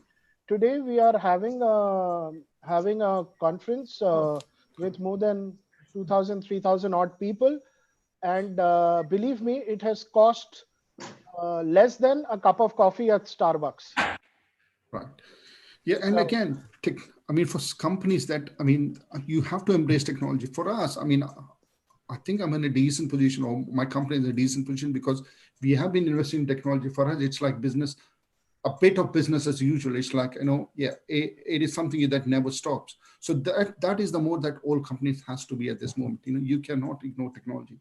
So for us, it's like, what's the next thing and the next thing after that, whether it's coming to the kitchens, the kit, or anything. So what the point I'm trying to make is just keep investing. I mean, it's rather than like, starting from point zero. Volker, this is for you. Do you think that there is not enough money available in the US to invest? There is plenty of money. It's just that lenders are very risk averse right now. And, how do you pass that added cost onto your consumer, right? I mean, you can't increase the price of, for example, a dosa from 25 rupees to suddenly 100 rupees because I invested in some technology. Nobody's going to pay for that, right? I mean, you have to be very mindful. Money is there, but lenders are very, very risk averse right now. I think another way of looking at it, Volker, very, very well said. But if somebody I would be discussing with over here, I would say that it's like dismantling your restaurant and making it once over again. So there are two choices. Either you look at the situation and perish, or you look for an investor. Somehow you should have an appetite. There were, I'm sure, big chains like yours and Hachoo's, they had plans of opening other restaurants, expansion plans. That's all on hold. So that's all on hold. But so those kind of things, this is now the new expansion. The expansion Absolutely. into the new world. So absolutely. The problem is that, so you're looking at retailers, right? Just let's take retailers. So Macy's, JCPenney, J.Crew all filed for bankruptcy this past week, right? Macy's is selling all their real estate as much as they can to generate capital to keep some of the stores going. So, you have to do something different. My restaurant, each restaurant is about 22,000 square feet. It's a huge space, right? Right. We have standalone restaurants. We have restaurants in the mall.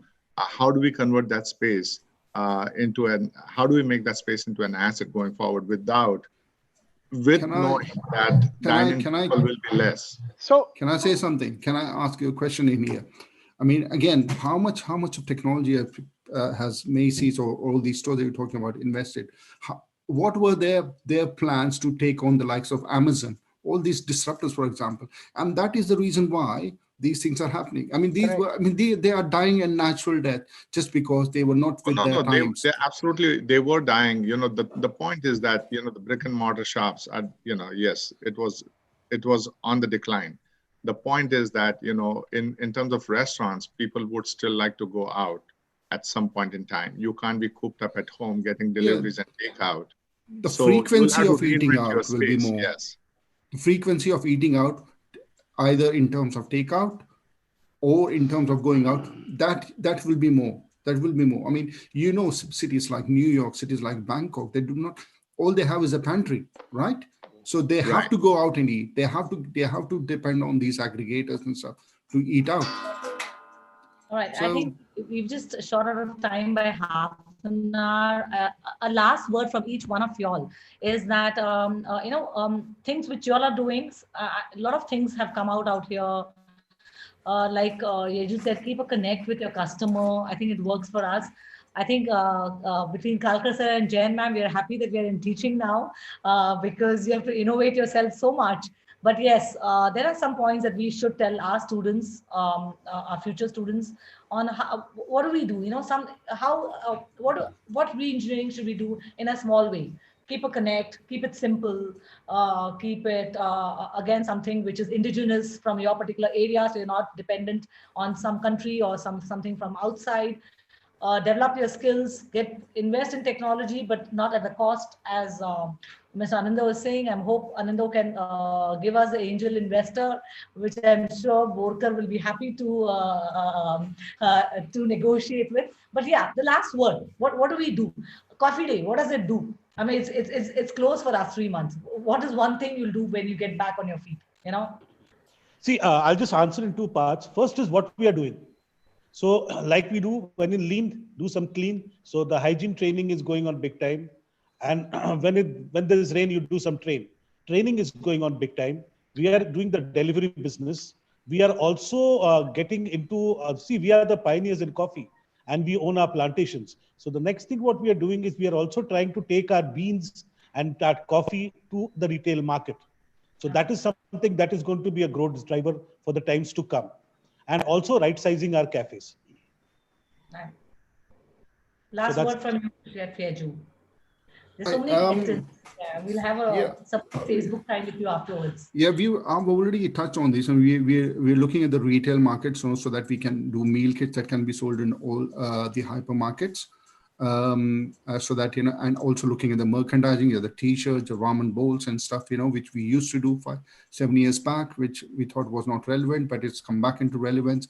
The other disruption that I was talking about, the HelloFresh and the Gusto, you know, that meal kit thing. So we are collaborating with them, coming up with menus, recipes and stuff, so that the Wagamama names travels all over as more and more people from the Generation Z and the millennials, because it's quite a trend with them. So these are some of the stuff that we are working on, so that, you know, we need to make sure should a pandemic happen, whenever it happens, you know, we have some avenues of revenue generation all the time. True. Plus focus on takeout. It's a massive focus.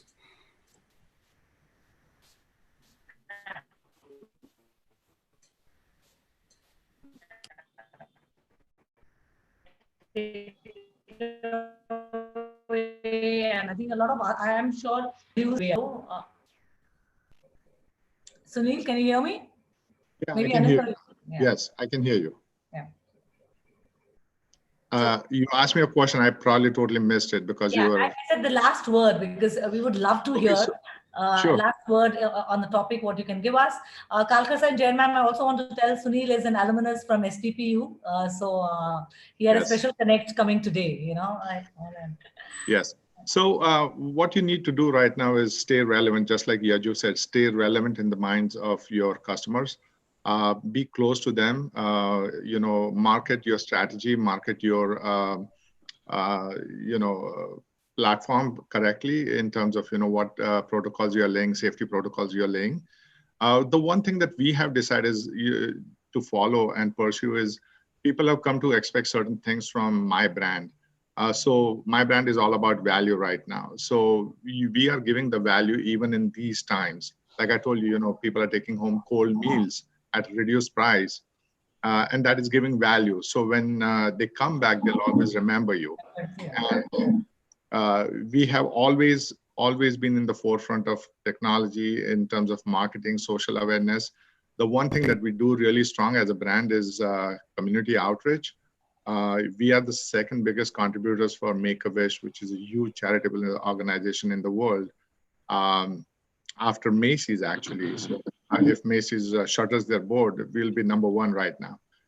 So, you have to stay relevant. You have to stay in front of your guests. You have to educate them on what the right things are and give them value, because value is one thing that people will look for going forward. What is my rupee going to buy me? What is my dollar going to buy me, right? So you have to give value. And to the students, one thing I will say is sit down and make a list of all transferable skills you have so that you can really start about rethinking your career, reimagining your career on where you can go. There are a lot of things hospitality industry teaches you. It's like a one-stop shop for many skill sets that can be used in different aspects of a business. So don't feel like the world has come to an end. You look at Anindo himself. He was a hotel management graduate and he's now doing technology and finance. Totally different. So, rest assured you guys will succeed. Don't worry. Anindo, your last word. So how do we save ourselves? I think being the last speaker, everything is kind of said. Thank you, Sunil, for your kind words. But seriously, students, this is only meant for students, today's session. If you ask for answers around you, parents, industry stalwarts, professors in your college, they may give you answers. But believe me, nobody knows the correct answers. They will give you some answers based on some experience. But unfortunately, what is happening is completely unprecedented. We don't have, at least I don't have experience of such a global situation ever before. So, but human race is a very resilient race. We will come out of it, and you guys will help us come out of it. You are the future of the country, of the world. Our education system hasn't changed for decades. School, college, postgraduate, and you then go and work. That will go through a huge transformation. My last slide, I talked about it. Now life will be of continuous learning. You go to college for 1 year, learn something, use that knowledge, come back, learn something new, because things will be getting obsolete very fast. And one thing I can tell you for sure, don't worry. This is a global problem. Global problems have happened in the past before, and the human race has come out of it very strong. It's just 3 months and the whole world has panicked. Previous global problems have stayed for years together. And I'm sure in about a year and a half time, we'll be back to normal. So all the best, continue to invest in your career. And all the speakers on the panel, including all the professors, are always there to, in case you need any help, any guidance, any inputs from us, we are always there to help you. Thank you. Yeah. Kalkar sir, last word from you before we go on to the vote of thanks. I think this is a time for all of us to introspect and see that we all learn from this pandemic. We should not take it in negative context. There are new opportunities also are coming. Only thing which I have seen that there are thousands of vendors who are dependent upon a hotel industry. I think they all who supply them goods, material and services, I think we all have to see that they also survive in the long run. They have to change, slight model change has to be there. Students do not have to worry in the long run basically, because the last thing will happen, because people all prefer to eat food outside. We are all used to it. I think this is only a pause, we can say that for 3 months or 6 months or a year. But people will start eating outside. Only you have to revamp some hygiene, some packaging. I think reduction in manpower. I think this is a chance for all of us to revamp our business models. And I think students need to reskill with all these things, because airline will start and the traveling will, once we start, people have no choice but eating outside. Only bigger events or marriages which is used to happen in thousands and hundreds, I think will be take little more time. But those industry, I think those eat outs who maintain the health and hygiene will definitely have the chance to come back and revamp. I think this is a pause. Do not worry. I think this is the time for reskill, get more skill. Like that, you need to learn more about packaging, supply chain management, delivery, and find out the new models. So I think take this as a learning time for all of us. and they will come back. All the best wishes for the panel who have really given us a global perspective what happened in the hotel industry right now. Thank you very much. Thank you so much, sir. For Indians, we live to eat. We don't eat to live. So I think that's a tagline. Jen, ma'am, before we hand over to Aarti for the vote of thanks, would you like to say some few words, ma'am, please? Our HOD, who's always been spearheading a lot of initiative, including taking the I webinar think, series. Deepa Madam, it was a wonderful session. And all the effort that everybody has taken to put in their thoughts. Yes. A big thanks to our Honorable Vice Chancellor, sir, our Honorable Registrar, sir, our Honorable Dean, Dr. Kalkar, sir, and all the panelists. But I agree absolutely with what Dr. Kalkar said, that we are in a habit of eating out. So sooner or later, everything will be a new normal, but yes, new patterns. But near normal, we will be able to reach soon. So thank you all panelists. So you can proceed, madam. Now. Yeah, I'd like to invite now Dr. Aarti Prabhu to give the vote of thanks to our very prolific esteemed panelists. I have so many questions for, but maybe we'll do some other, some other time we'll stream you live. A lot of chefs and Sunil on how you're managing in New York and London. Yes, over to you, Aarti, ma'am. Thank you, Dr. Deepa Prasad, and a very good evening to everyone. We obviously can't conclude today's session with deepest acknowledgements to our expert panelists, Mr. Anendo Bhattacharya, Mr. Sunil Volker, Mr. Surendra Yeju, Mr. Subrata Lahiri. Thank you all for joining in today and sharing such useful insights. It's been great having you all. I also express a heartfelt gratitude to the leadership at Savitribai Phule, Pune University, Dr. Nitin Karmalkar, Honorable Vice Chancellor, Dr. N.S. Umrani, Honorable Pro Vice Chancellor, Dr. Praful Pawar, Registrar, Dr. Parag Kalkar, Dean, Faculty of Commerce and Management.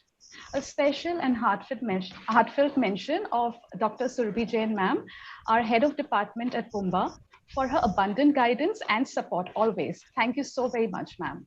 A sincere gratitude to Captain C.M. Chitle, sir. It was an honor having him with us today. I also thank and support all the faculty and admin members at Pumba. Earnest appreciation and a big thank you to Dr. Deepa Prasad, today's moderator, also for her relentless efforts behind the scene that have culminated into an event all of us enjoyed being a part of, and a great learning process. Thank you, Mr. Amey Marathe, for guiding students and making this a wonderful success. A must mention of the technology and operations team at the SPPU EduTech Foundation, who have unfailingly supported us throughout. Pumba students from MBA and BBA HFM, a big shout out to each one of you for your brilliance and hard work in putting up 3 back-to-back webinars, excelling with each passing one. A special mention of the editorial team of the e-magazine, Reflection, the Horizon of Knowledge, an idea conceptualized and actualized by students of BBA HFM. I reserve my biggest thanks to the participants for joining us today via Zoom and YouTube. Do stay tuned with more learning and deliberations coming your way. Thank you. And Aarti ma'am, also the IT support team of SPPU, I think Mr. Yes, Gajan. ma'am, we mentioned that Gajanan sir and the entire team unfailingly support throughout at every instance. Thank you so much. I think we finished our webinar series. It's been exhilarating. All the learning outcomes so that it does not, it's there for everyone. We're going to put into our e-magazine, which will be available in the Pumba website, www.pumba.in, so that anyone who accesses our department website knows the type of corporate leaders who have come and shared their vision for us, and we take it forward from there. Thank you so very much, everybody. Good evening.